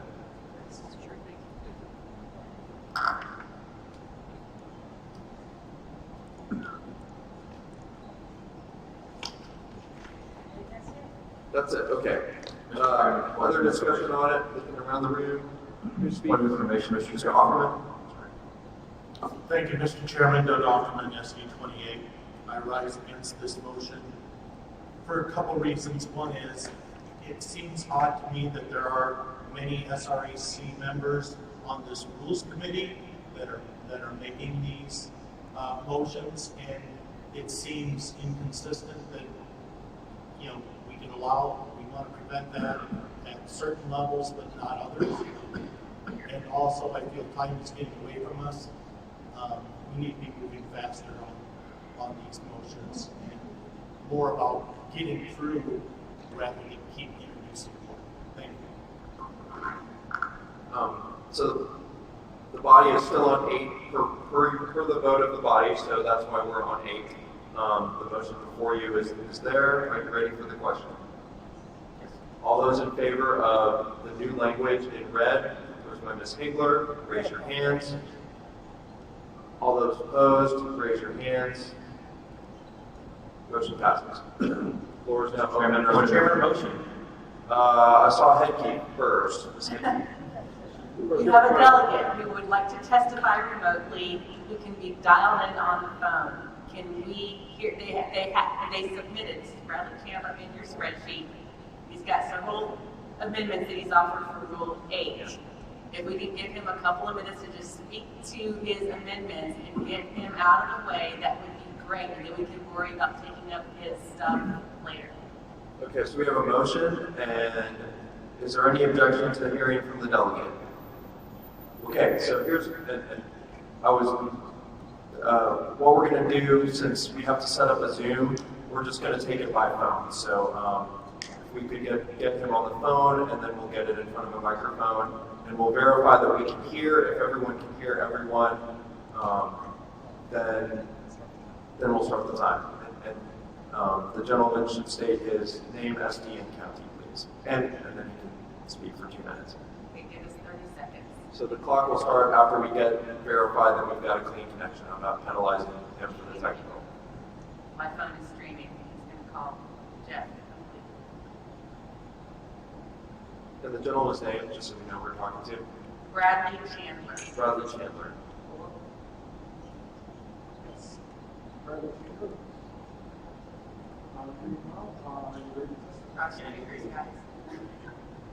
State your name and SD, and you're ready to go.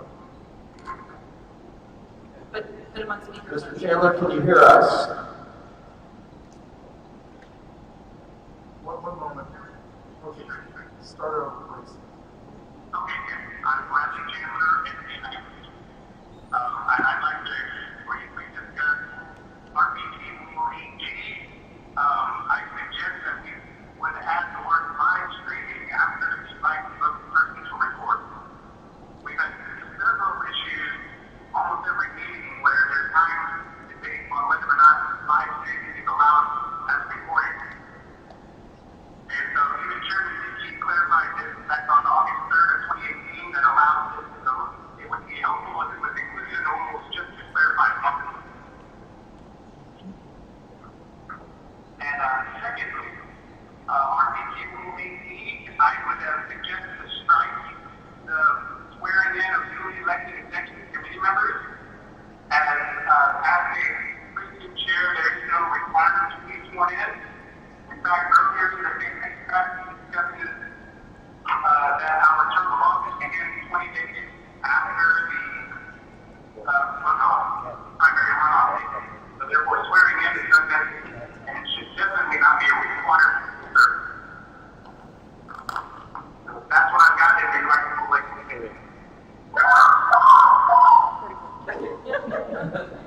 Thank you. Thank the delegate, please, on the committee's behalf for his testimony. All right, thank you, and thank you, Ms. Headkey, for facilitating that. Mr. Chairman, motion? Who speaks? Daniel, you're SD4? Mr. York. Only for the sake of making things more logically consistent, if we could move Mr. Craig's. Mr. Riccardi's. I'm not trying to say it. I don't speak Italian. But Craig's new, just that was when we talked about the new quote unquote old A to after P that talks about the mediation, just to make it more logically consistent, just to move it down to there. Tell me the last few words as to why that you want to move it. We're just moving in toto, that what is now L to below P. Move to below case-by-case basis. Move all of L to below P. Yes, sir. Yes. Yeah. Okay. So just make it. Let's put a brackets there to get the motion. Motion to move below case by case. Is there a second to that? Okay. Discussion. Mr. Chairman, Ms. Hager. County Hager, SD21. I just want to find out at 8, what used to be G, called open meetings and right to testify, already includes recording proceedings, and it seems like that would be a logical place to add. Ms. Hager, the discussion on.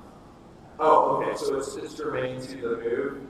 Yes, sir. Just to put the right section, there's already a section on recording proceedings electronically, and I'm thinking we could just say to record or to live stream or record, and that could possibly just make us. Mr. Ure, do you want it in the place where Ms. Taylor suggests, or, I mean, if there's a difference of opinion, then we'll have to. Well, I think she's talking about the live stream recording, but she's talking about testimony. Oh, sure. She's talking about testimony from the delegate. Okay, yeah, so there's nothing on the form, Ms. Taylor, regarding the testimony from the delegate, that was just informational at this point. So let's get back to Mr. Ure's motion to move the language under what is designated 8L and move that to whatever section it would be numbered after the words case by case. He will come up and. Yeah, we'll figure it out. We'll get, and that's why I put it in parenthetical, because we have to go clean up. So, are you ready for the question? All those in favor say aye. Aye. All those opposed say no. And so the section is moved to the appropriate place. Mr. McDonald. Chris McDonald is moved to amend wherever this current thing is right now that he just moved, and the language has been given to Ms. Bechtel in email. It says and tracks Ms. Taylor's language, but for this particular section, the elected party official being reviewed must be notified at least 7 days in advance of any meeting concerning his or her sanction, and must be offered the opportunity to present his or her own proposal for a vote on removal of his taken. Sorry, I got mixed up there. So the language that you just read, what's your question or discussion or motion on that? My motion is to amend what used to be AK 2.0 that is now whatever it is after Daniel moved it. It adds the language that Kathy put on the other one. Email was already to Ashley and to you at 10:32 a.m. Thank you. And the language is the elected party official being reviewed must be notified at least 7 days in advance of any meeting concerning his or her sanction, and must be offered the opportunity to present his or her own defense before we vote on removal of his taken. So is that striking county chairman and inserting? It's not striking anything. This is in addition to. Okay, let me get it out. Was AK Let's get it out done. I'm understanding it better.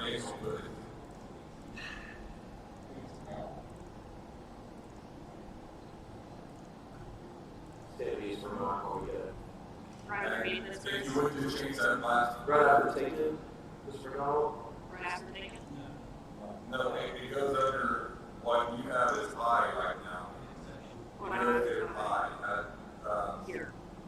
Higher person, not person down. right before that section. Right before, So so right there, right here? to insert the language. And put some, maybe the paragraph. This is where it is, correct? Yeah, is that the right place, Mr. McDonald, where you intend to? Yes, if you just, put a line space between it. And then a line space after it. Just a second.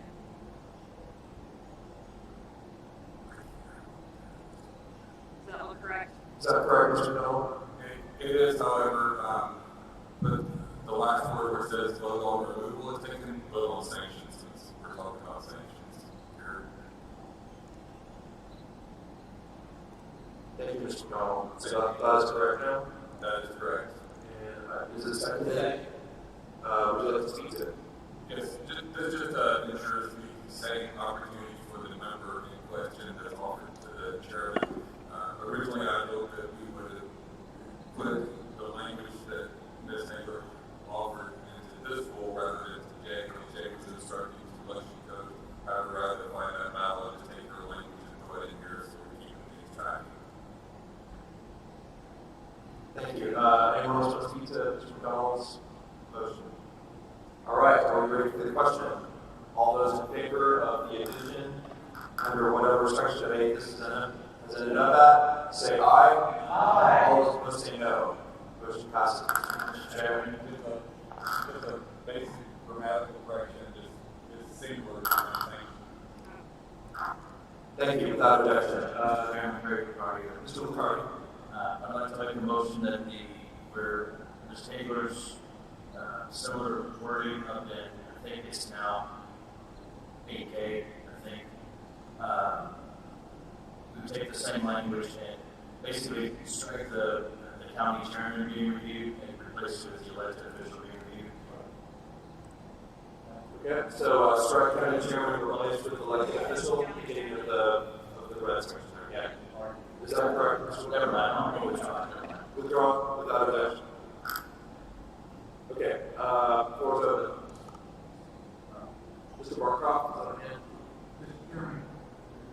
Microphone.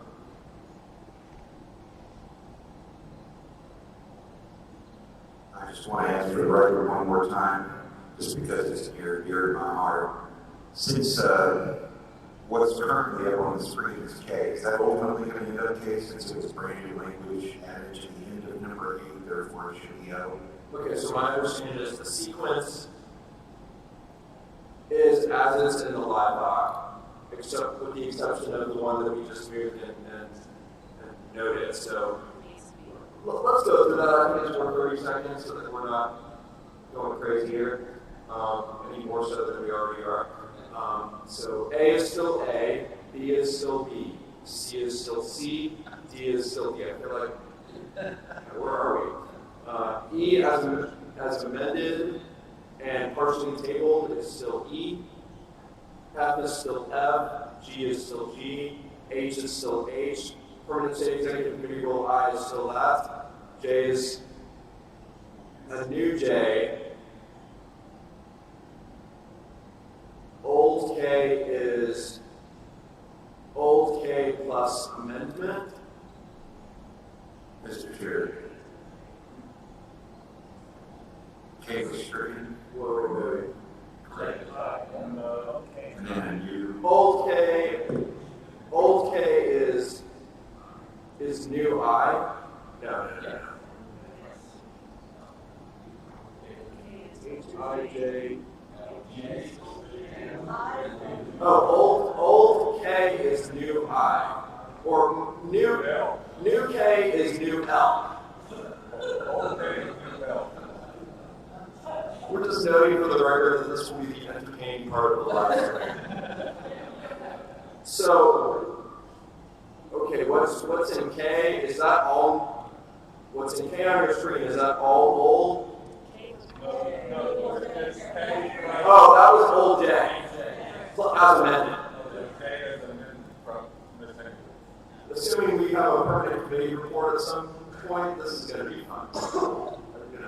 Okay, so old J is new K plus amendment. K 2.0 is new L as amended. Or I guess we have an amendment on the floor on that. We did? Yeah. So that language is gone. No, it's there. It just needs to be underlined. Okay, thank you, Mr. McDonald. And then I'm not even going to try anymore. I'll just tell you what we got. So LM is what's after O. What's indicated as O is N, new N, will be new N as amended. What is P is new O. Yeah, N will become, what's indicated on screen as N will become M. What's indicated as O will become N. What's indicated as P will become O. And what's indicated as new Q will become new P. No, yes, new P. Are we clear? Sure. Okay, thank you. So we'll get that numbers straightened out. Mr. Dunny? Since we've already deleted what's now considered count, shouldn't we just get it out of there? Or do you want No, because it's absolutely not. No. That has to be tracked for buildings to know what's being cut out. Yeah. I started to do that on one and I caught myself. So thank you, Mr. Dunny, for reminding. So everyone just be cognizant of that, and we'll watch the live doc and we're policing each other here. So we're not without her. Okay. Yes, and we are just a temporary committee, as Mr. McDonald points out. Mr. Townsend. Should we not take and delete old K in its entirety? Shouldn't that be straight out? Yeah, but it shows us in the auto formatting because the formatting doesn't understand what a strike is. So it hasn't been stricken, and therefore we'll have to put, when you actually print, well, I don't even know if we're going to print rules, but at some point if we do print rules, we'll have to strike the letter itself and indicate that the formatting, we'll indicate that. Mr. Wainwright. Mr. Chairman, point of clarification. Earlier we passed a motion to take. Oh, you want to correct it? I'm reading your mind. You got there's a move that makes this even more complicated. So what's indicated as L, which is looks like it would be K in the sequence. What is now currently L, all that ring goes below what is currently O. Right, so I was incorrect before. So N is really, what's indicated as N is new L. What's indicated as O is new M. What's indicated as P is new N. No, it's indicated as, that one is moving there, and then what's indicated as P is new N. N is in November. And then what's indicated as Q, what comes after N? Oh. Thank you. Where are we? Floor is open to a motion. Mr. McDonald. Text document updated wherever it needs to be, yes, we know where to go. Well, the live doc is a live doc, and we're going to be formatting it and so forth over the coming hours. Yes. Hours. Ms. Henry. Senate floor is open for a motion now. You have the floor. I'd like to. I'm so grateful to you. Get off the number. Okay, I have a non-numbering motion for you. Since our state chair has clarified that live streaming is recording, can we both, I don't know how to enforce this currently, probably help would be appreciated here. It's not a substantive change at this point to replace the word shall record with shall record and live stream. Can we make sure that is included, clarified, updated in the rules where it says record to say record and live stream? It's mentioned in at least 2 places. Do you have a second?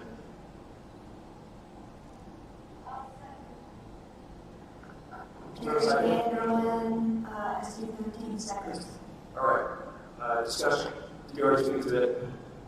Well, I kind of did. I think it's clear. Okay. Any other discussion on it? Is that Ms. Thomas? Go ahead. I want some clarification. Where's it going to be added? Where's the language? Yeah, let's get it on the screen, please. Where did you want it specifically, Ms. Henry? It's in Rule 8G and in 14, at least. If you hit Control F and find. Whoa, okay. I would prefer to take them one at a time. And we'll actually do the 14 now, if it's the will of the body, just so we don't forget it. But let's do them separately as separate motions, please. Okay.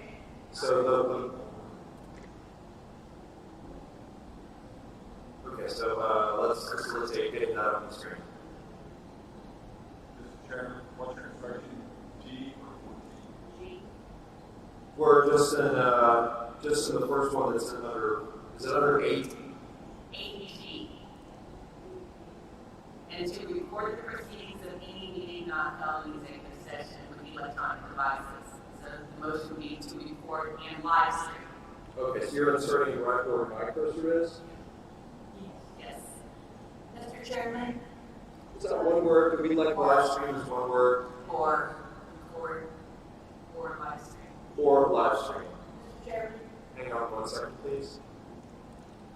Is that reflective of your amendment, Ms. Henry? And we'll make it red, and Chair recognizes Ms. Hint. Yes, SB 18. Point of inquiry, we talked before about there being an ad hoc committee to do corrections, grammar, and everything. If we could agree to putting live stream with this, we would just add this to that, all agree that would be in the cleanup. The cleanup of what? That when people go in, they Grammar.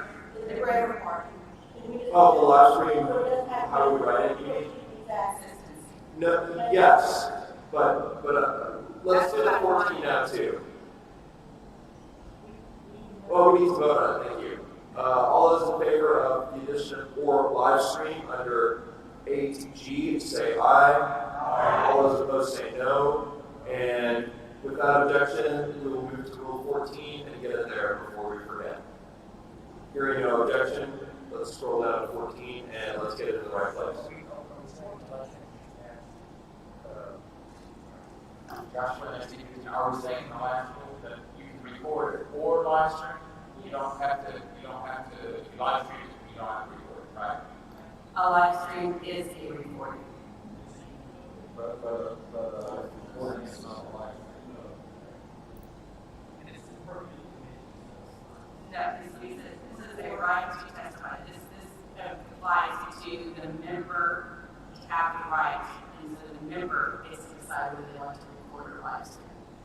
Okay, so we're going to 14, and just for the record, Stephanie, can you make sure that we get the amendment correct, please? Mr. Chairman, I want to raise D3. Right. The election code that defined what we tabled earlier is 171.022 section C. Okay. 171.022C. Yeah, that's what we thought it was. Thank you.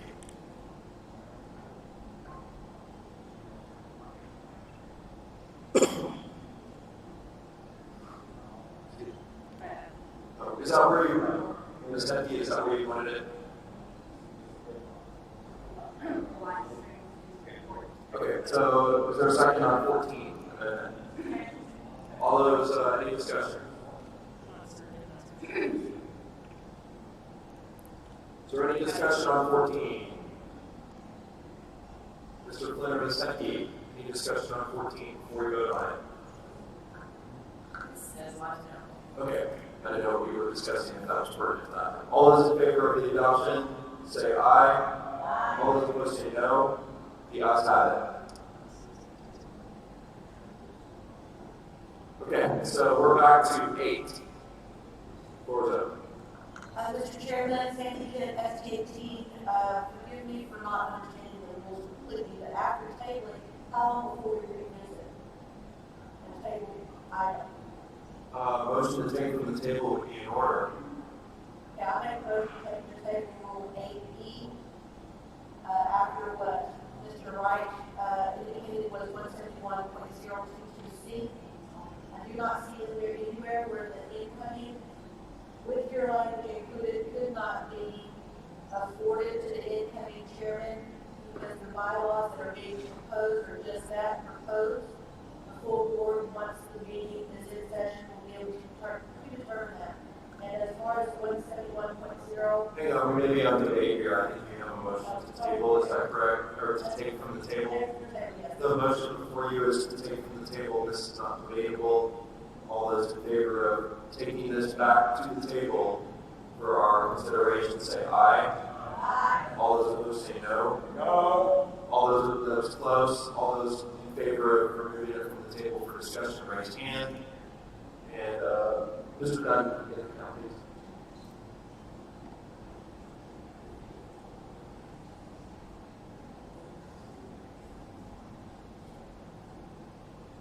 Just tell me when you got it. Okay, all those opposed, raise hands.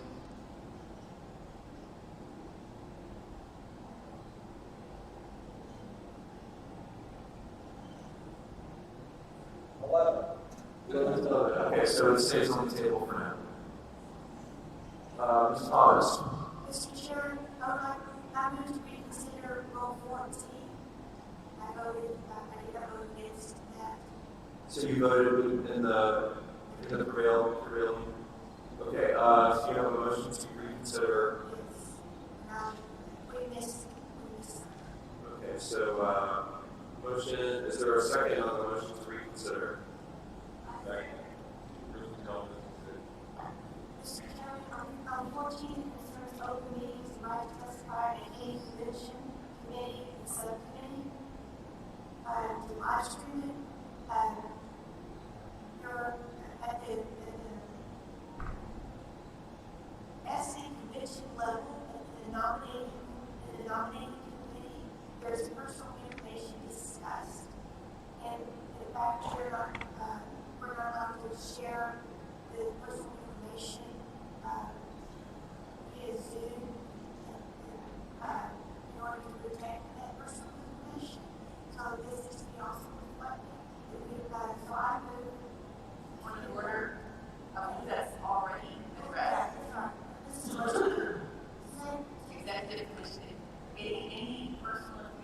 Ms. Heike, you're right. Do you have something related to Ms. Thomas's point? It's my understanding that any personal information can be addressed in executive session, which is not, you're not allowed to report executive session. Not an executive session. Conventions are all public. Yeah, you can't have an executive session. I'm looking at, I'm actually wondering, Ms. Thomas, if Rule 32 addresses your concern, RPT General Rule 32, how information is shared, is there anything that is relevant to your concern? Point of information, aren't our conventions all required to be open to the press? So anything that is said in a convention can be reported by the press. Everything, and the key word there, said, I think Ms. Thomas's concern is whether everything that, well, I don't want to get too into it for debate, but for my purposes, my understanding is that open meeting doesn't like, I just wrote something on a piece of paper a few minutes ago. I don't think open meeting applies to what I just wrote on a piece of paper. Right. But if you have a committee report, the question is, does someone who is there have a right to live stream that if it contains, as Ms. Thomas suggests, that it could have personal information that maybe Rule 32 doesn't allow people to see? Am I expressing your concern correctly, Ms. Thomas? Yes, if it's live stream, it can't be recorded, it's open, it can't be recorded. And I'm suggesting you don't report nominated at the central district level, because we have to fill out applications that are very expensive, because we really want to vet our buildings. So this sensitive information may be conveyed verbally, that won't be seen, hopefully not seen via camera, but maybe conveyed verbally. And I'm just trying to protect the privacy of the members that are applying. So, Okay, so let's stay on the motion at hand. The motion at hand is a motion to reconsider, and you can't go into the merits of the issue itself on a motion to reconsider debate. So, Ms. Thomas has spoken. Does someone want to speak on the motion to reconsider? Ms. Heike. I'm still, are we allowed to lock our convention committees down so that no press is allowed to be in here? If anybody says anything in these convention committees, then it can be reported by the press. So I'm not seeing how we can protect that kind of stuff.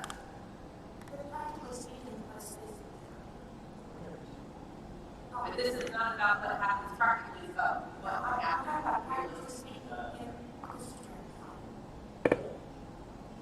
Is there a point of order, point of information? I can't hear everything all the time. Point of information, maybe. I've had a hard time. We're talking about assuming 14. I've been through thousands of legal documents and usually have a pretty good, easy way of reading things and understanding. But that first sentence that we're talking about, plugged in the core live stream, I don't know what you're really trying to say there. I'm guessing at it, but I don't think it reads correctly. So I appreciate it. I'm not being facetious. If we do reconsider it, Mr. Haynes, I would suggest that maybe you can work on an amendment to try to remedy what you think is ambiguity. So we are on the motion to reconsider. Any other discussion on the motion to reconsider? Mr. Marty. I think this does need to be brought back up for reconsideration.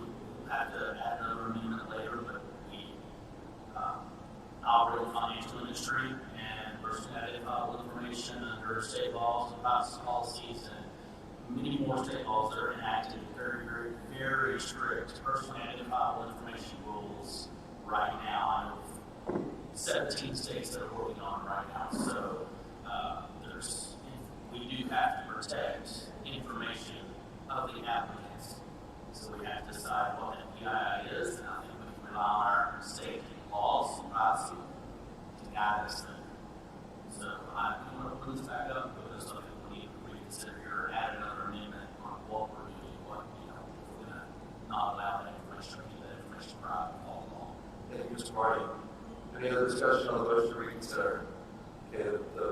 motion before you is to reconsider. All those in favor, raise your hands.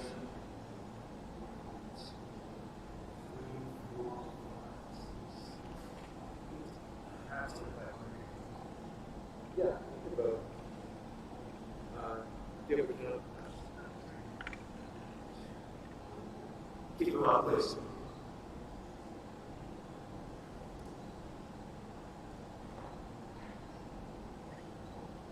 Okay, all the noes to reconsider, raise your hands, please. And the motion to reconsider passes. It's back on the floor, open for motions. Mr. Inge, did you have an amendment? It was a serious question. The first sentence there where we had the words, what is the intent of that sentence? I just question. Can you read the sentence in question? 14A where we added the order of live stream. What is the intent of that sentence? Okay, let's read the whole sentence and then also read the whole sentence. All meetings of any convention committee or subcommittee, whether it be a temporary or permanent organization, shall be open to any delegate or alternate to that convention, any state or county Republican Party officer, any elected Republican Party office holder, or any Republican candidate who shall have the right to record or live stream their proceedings with electronic devices. So, I'm wondering if there's ambiguity as to who the who applies to. Does the who only apply to the Republican candidate or to all of the named people in the previous really long down phrase? Well, my question is, it seems at first that the paragraph is really just saying that it's going to be open to these people, but then it starts talking about someone has the right to record, and then it's so a shift. this is yeah.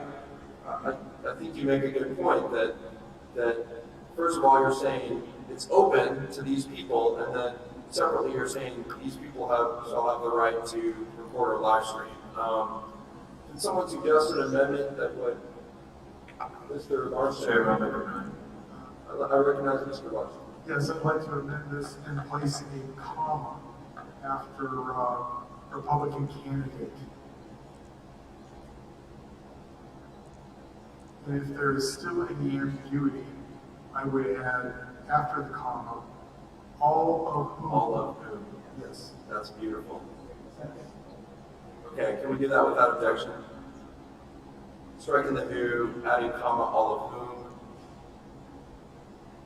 Wonderful, without objection. Thank you, Mr. Larson.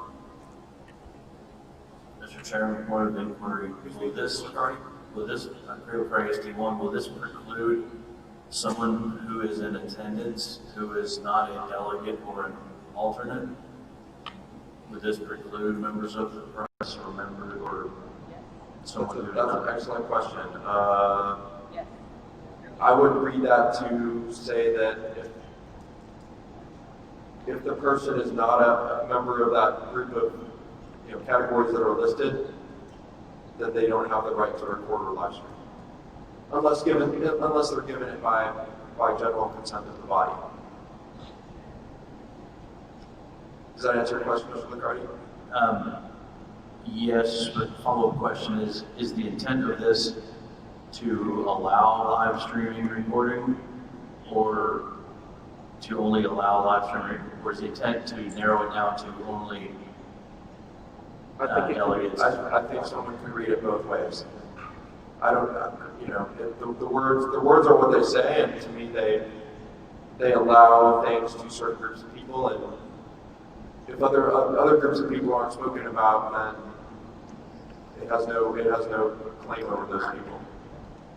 Okay, Kathy Hagler, no, Leslie Thomas. Ms. Thomas. Yes, I would like to move to amend. Yes, you may. All meetings and insert except. Hang on. So, the motion to reconsider was to reopen the debate on the live stream. Will you hang on to your, and we'll keep going on 14. We're on 14. We're thinking about 14. But let's dispose of the reconsidered motion as amended. So it's back on the table. The live stream. I consider the all of whom germane to that part. Unless you think it's also germane to this. No, it Okay, you may proceed. Okay, so I'm going to change the position so it's clear. So at the end, electronic devices, comma, excluding the nomination, the senatorial district nominations committee.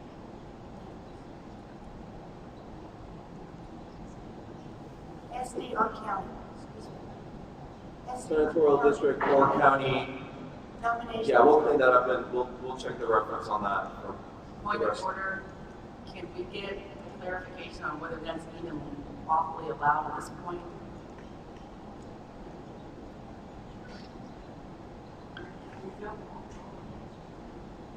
Because our conventions are required by law to be open to the press. And the person be there, but you can't order. So we may need advisement on this one. Yeah, so they're competing, maybe competing things here where we may need attorney clarification on this. So, can we bring it back up after lunch? We've got that one flagged. Obviously, we have the 8E flagged. We'll try to seek some clarification on those items without objection. We can go ahead and amend the language to what we think it should be, and then see if it. Or would the committee rather postpone the whole argument until we get legal counsel on it? Okay. So the motion before you is to table. Is there a second? Second. And this is non-debatable. We'll table this pending further input. All those in favor say aye. Aye. All those opposed say no. Okay, so 14 is tabled.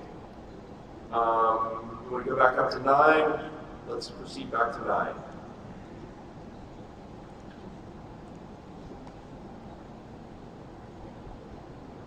Any motions on 9? We haven't done that since last night, Pete. Any motions on this? Okay, nothing on 9. Anything on 10?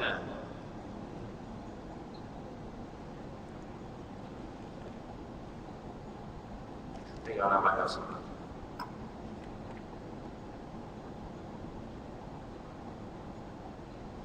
And just to bring to the attention of the committee, getting this on public record, I had a question from a member about whether we could change anything in 8 capital A, being clear that it's not our Rule 8, but 8 capital A pertaining to petition required for county chairs in certain counties. And because that's a permanent state executive committee rule, I advised the member that that would not be in order. So that motion was not before us. Mr. Chairman? Mr. Dunning. May I ask the committee if they would entertain moving to 23 to deal with the thing we heard testimony upon? Yes, you may. So are you making that motion, Mr. Yes, Dunning? sir. So the motion before you is consider 23 to add section F. The motion proposed is to go down to 23, section F. Well, I guess all 23 will open it up. So to 23, we have a second. Any discussion? Without objection, we will go to 23. Is there objection? All right, we're going down to 23. Okay, Mr. Chairman, I have an motion amendment. I have sent Mr. Dunning, before you proceed too far, have you emailed that to? Yes, I have. You have the time of that? We've been getting hundreds of emails. We're getting hundreds of emails. Okay, hold on. Stand by. I will resend. Very small sentence, just a sentence. If it's short, you can just read it to us. Okay, stand by. Let me pull it off my knee so I can read it precisely.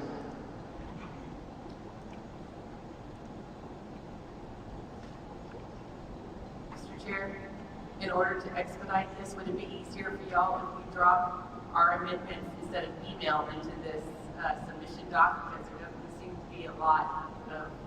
I don't know that would help.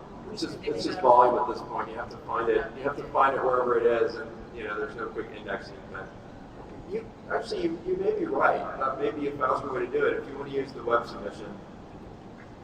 on the convention website, Just there's a place for all delegates to. Mr. Dunning, did you send it that way?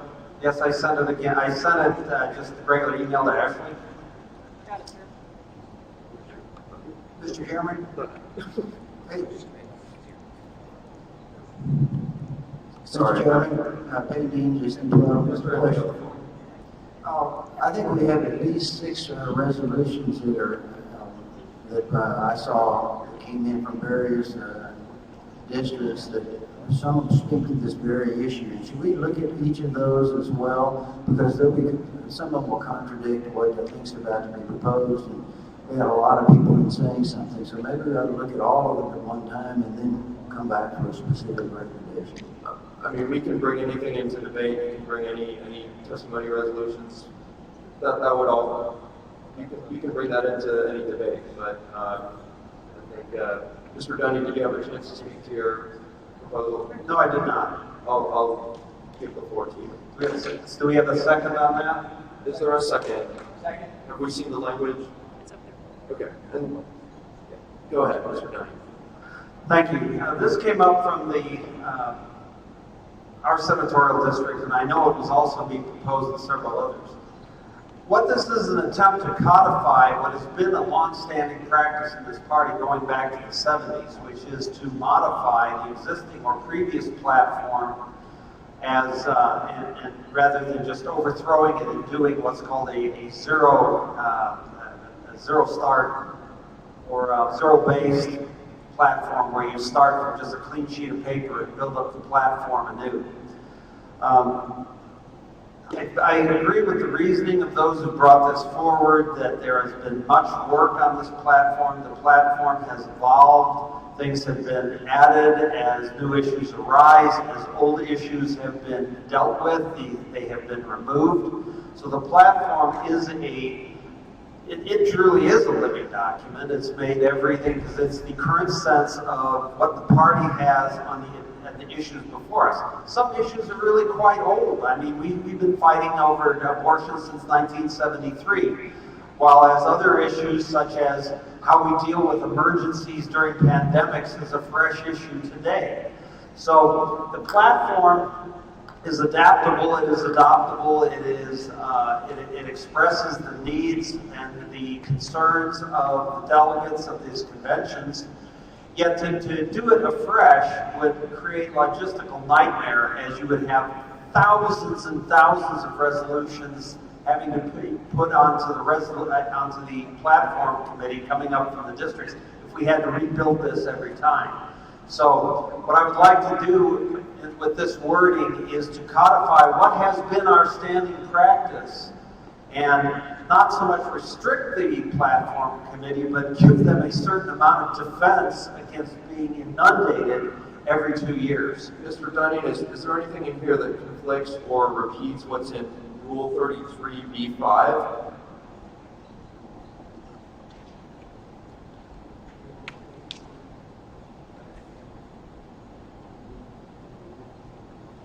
I don't want to conflict with it or be redundant if we should. Right, let me try to get to 33B5. Correct. Stand by. And I'm specifically referring to the Platform Resolutions Committee shall begin deliberations, preparing the platform of the state convention by starting with the most recent state convention platform. It's already there. Yeah, that does seem similar. The only thing it doesn't have is the language about diminishment. Would it be better to put the language that you're proposing or whatever subset of it is not already stated? Yes, I would agree to that 33. I would agree to that. Okay, so let's, can you propose without objection?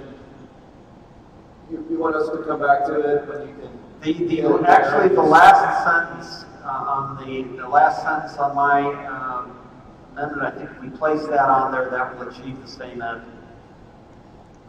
So you want to, the first part of that's all gone, in other words? Yes. Is there any objection to that? Because it is before you. And I know, I'll get you, Mr. McDonald, just a sec. So that second sentence is being moved down to 33B5, the end of it, correct, Mr. McDonald? Correct. And I'll hear Mr. McDonald while we get that text prepared. Mr. McDonald. Yes, sir. Chris McDonald, SD6, trying to speak against this addition. The language as present already states that it starts with the previous. So since it's the previous, it has to be the whole thing. You can't diminish or add to it when it's the previous. It is what it is. Further, we did add this language here in either this last session or the one before at the request of the chairman of that particular committee at the time, I believe, Mr. Ramsey. He wanted to clarify the rule that we would start with the previous, just in light of Mr. Dunning's same concern. Thank you. And we have committees plural there, and it's under platform resolutions. Do you want to put that under both? Where should that be a singular, Mr. Dunning? I wanted to make sure we covered both the temporary and the Except that I don't think you can constrain a permanent. I think the convention. Do we have that language in the permanent committees? Let's see what it says there.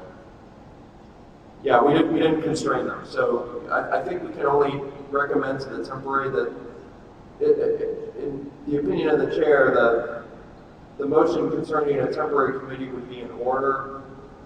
I don't know that. Okay, then I accept the decision of the chair. Okay, so we're going to make that committee singular. We'll do it. So we're taking that S off. And someone here, I had S off hand. Mr. Offerman.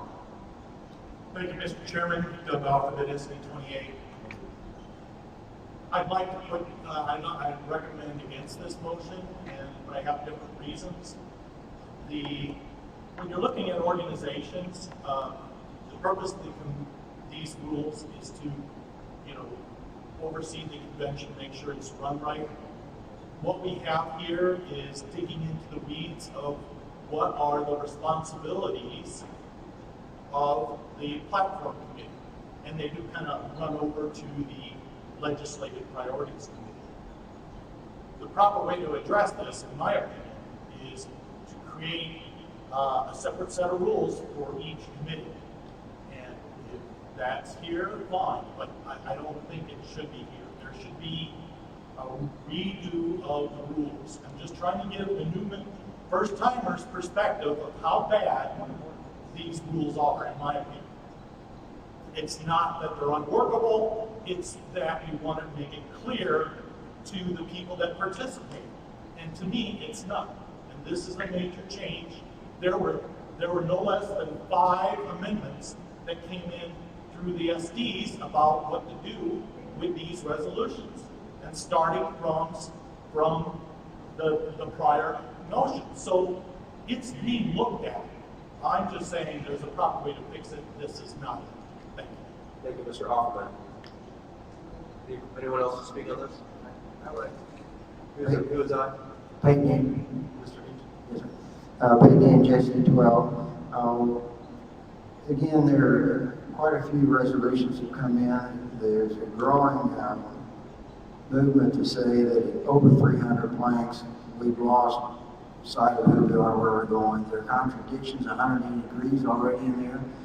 So many people, including our elected officials, you ask them, have you looked at this thing or read the entire platform? And they go, no. And it's like what we've done with this thing is I heard it was really disappointing. I was on the resolutions committee for state 2 years ago, and I raised the issue that people are not looking at this stuff and not reading unless you put somebody on the spot. And I was told, well, we're trying to be inclusive. It's not that we expect to really actually do anything about these things. And so that makes it even, in my opinion, dishonest. It is unmanageable. We've had people doing, even just recently in Denton County, we had our elected officials take actions in regard to some monuments in direct contradiction and opposition to blanks 314 and 315. So somehow we need to rein this thing in. And so telling people, some groups say, hey, let's look at this thing, and we're going to start telling them to go through 300 planks one by one if you want to take them out. It really is quite unmanageable, so I'm opposed to it. Thank you, Mr. Hinge. Recognize Mr. Dunning. Thank you. Well, first off, if we've looked over the years, you will see that a number of our platform planks have been adopted.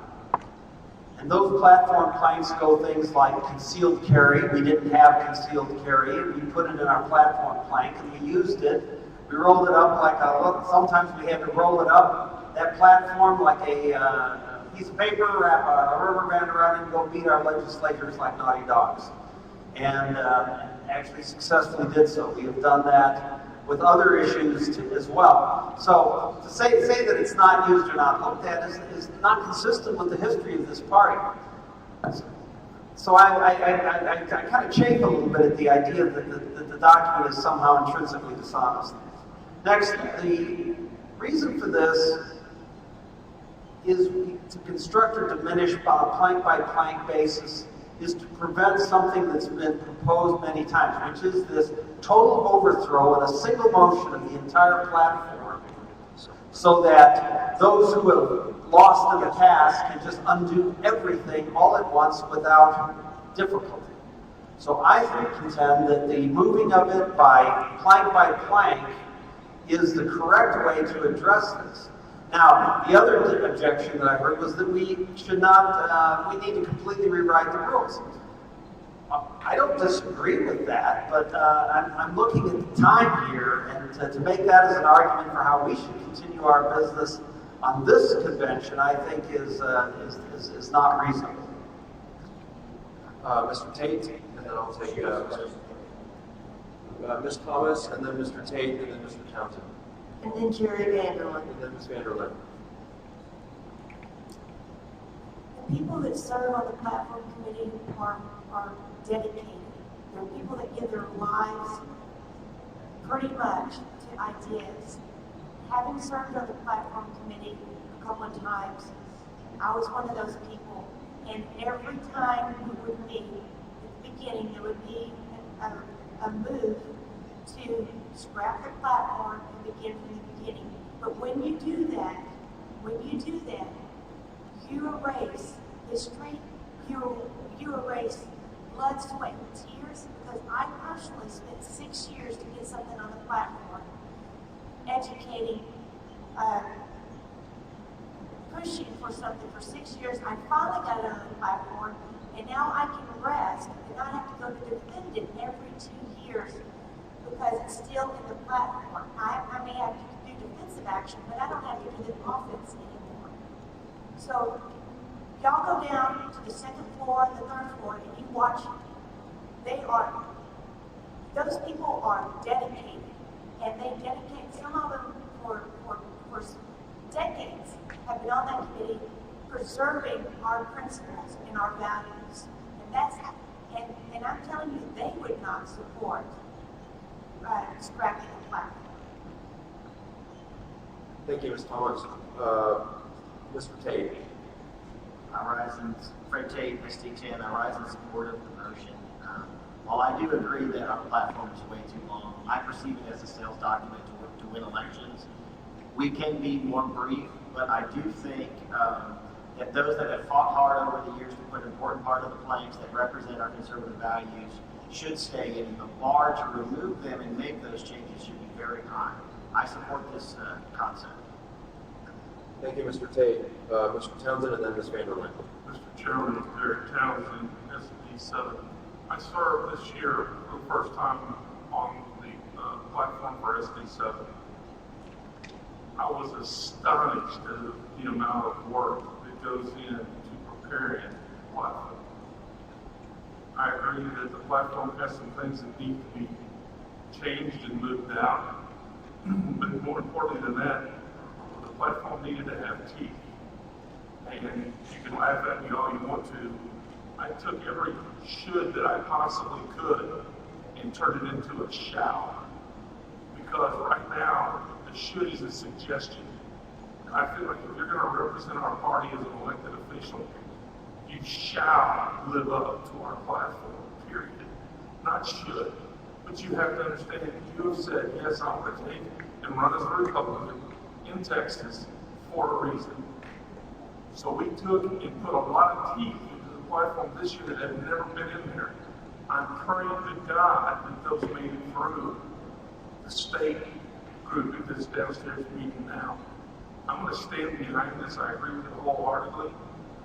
I also talked with Mr. Ramsey when I was asked to serve on this committee. I was called at 8:30 the night before last and asked, would you serve? I said, sure. What is it about? Because I had no idea.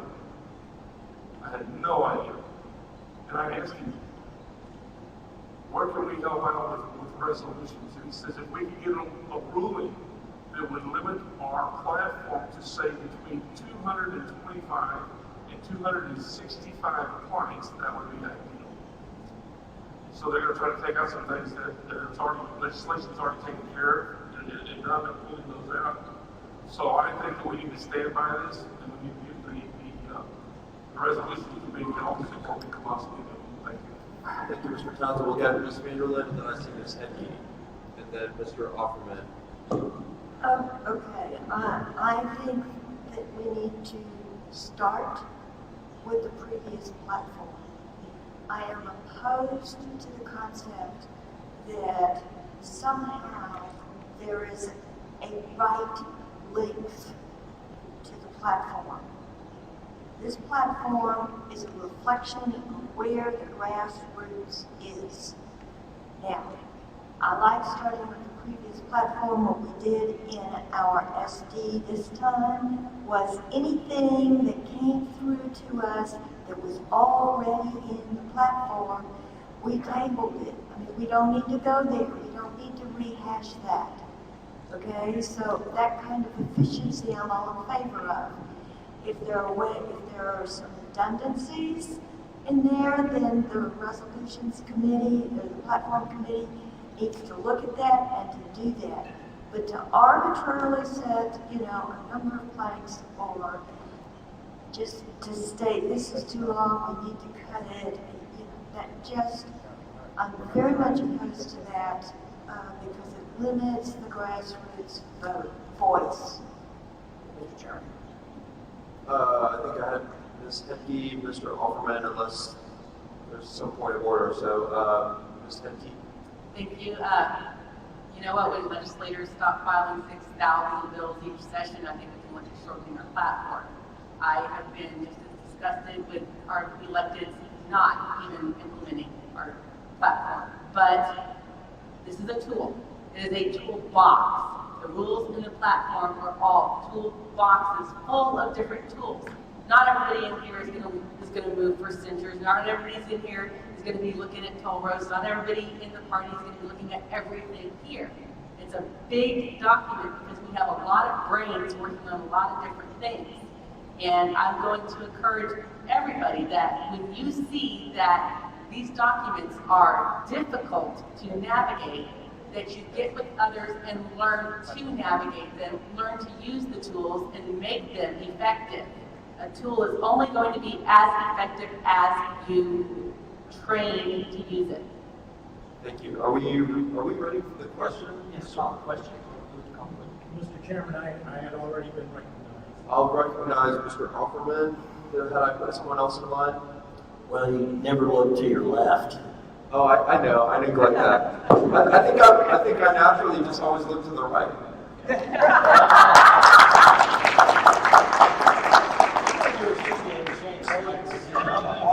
And Mr. Birchmont, on top of that, you're always behind that screen. So, but to be fair, you're correct. I'll get Mr. Offerman and Mr. Birchmont, and then I'll get. We'll see where we are then. Mr. Birchmont, I appreciate your sensitivity. Doug Offerman, SD 28. I'd like to respond to Mr. Dunning, if I may, and I don't think we've really gotten to know each other well enough yet, but at any rate, the question of revision didn't seem to be in the cards. I get it. But we are revisionists by virtue of us being here, so we do and can dictate what goes forth. And I agree with you that it would be a momentous thing that we just don't have time for. But if it's just making one rule or recommendation for the permanent committee to make a minority report and say there should be ongoing questions, ongoing debate by the SRC of a revision of this document needs to walk. So I will submit that. Number two is, I did submit a resolution regarding the resolutions committee because we don't know how old these resolutions are. I mean, we kind of keep track of our Bill of Rights, right? And we know how many changes, amendments to our Constitution. Point of order. Point of order. I'm getting to my point. I will get to my point. Well, is that germane? Are we? Mr. Flynn, you have a point of order. Yes, point of order. Are we discussing the motion or are we talking about something else? I mean, it seems like we're strayed from what we're debating. I'm speaking against the motion because it doesn't serve the purpose of the rules. Thank you, Mr. Flynn. Mr. Offerman, you may continue. Okay. So I'll be brief.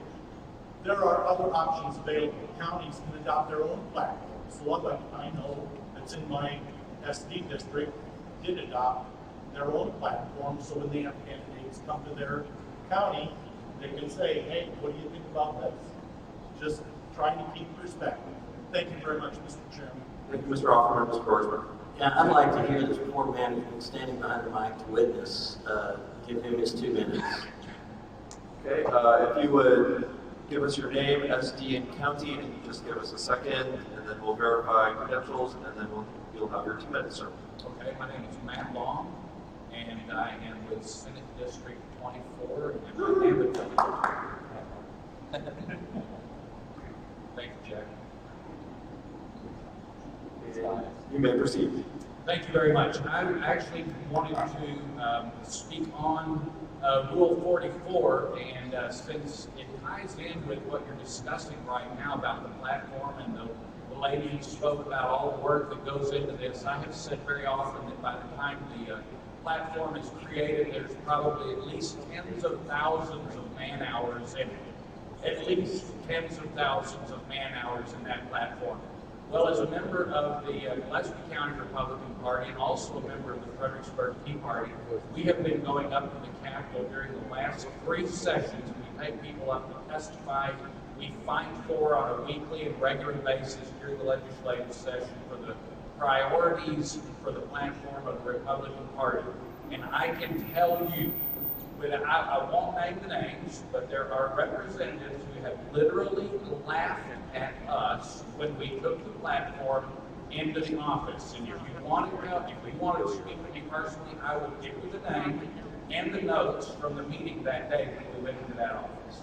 And so I want some strength in these platforms and the respect of what you guys, the work you do here, and the work downstairs, the tens of thousands of man hours. There has to be some accountability for our elected officials who have an R by their name. And so it is so frustrating to go to the Capitol. And listen, I'm up there all the time. I go up every Tuesday starting at the beginning of the session. I'm up there 2 or 3 days a week.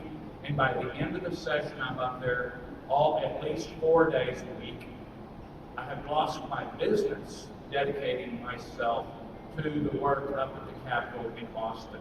And so when we get literally laughed at and told by representatives, by people who have an R by their name, that they don't even look at the platform, they don't even look at the priorities, I think about the weeks I've spent here, the time I've spent in these meetings, and I want to encourage you, but please put some teeth. I've heard this.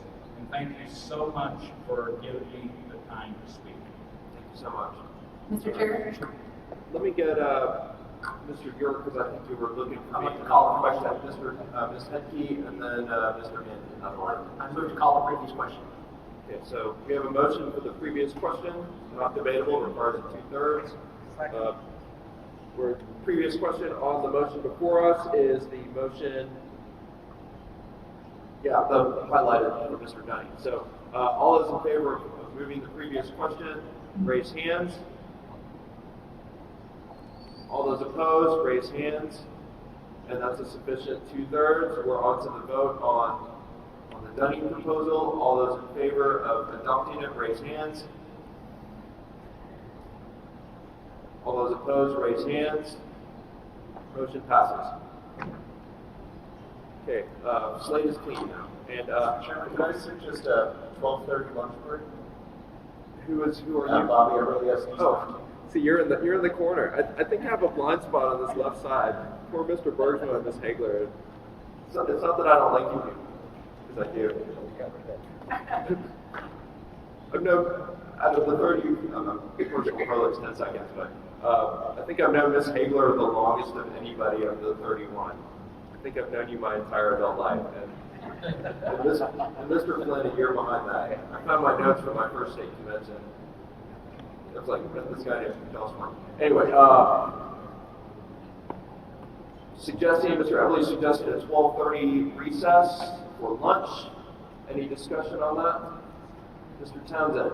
We have a position right now where it would be better to break now than to wait 20 minutes and get back involved in something else and then break it. Will you, Mr. Everly, will you withdraw your, and the new motion before you, at the purview of the chair, because I'll make an announcement before we break, but all those in favor of breaking for, it would be 12:15 by the time we all get out of here. It took a long time to get food yesterday. Someone give me a time, Mr. Townsend. Time to suggest to come back. 45 minutes. Ooh, that's not Hour and 10 minutes. 1:20. Okay, that's the motion. No objection. All those in favor of 1:20, say aye. Aye. All those opposed, say no. And after chair's announcement, we'll be in recess. The chair's announcement is that by our rules of procedure yesterday, we have a 1 p.m. deadline for submissions. That doesn't mean that we can't take people late, but we are strongly asking written submissions on the web form to go across no later than 1 p.m. so that flags us to be able to allow the testimony. We can still allow the testimony from witnesses after that time, but we do want the written submission so the members of the committee can be looking for them. So I will see you at 1:20. We stand in recess.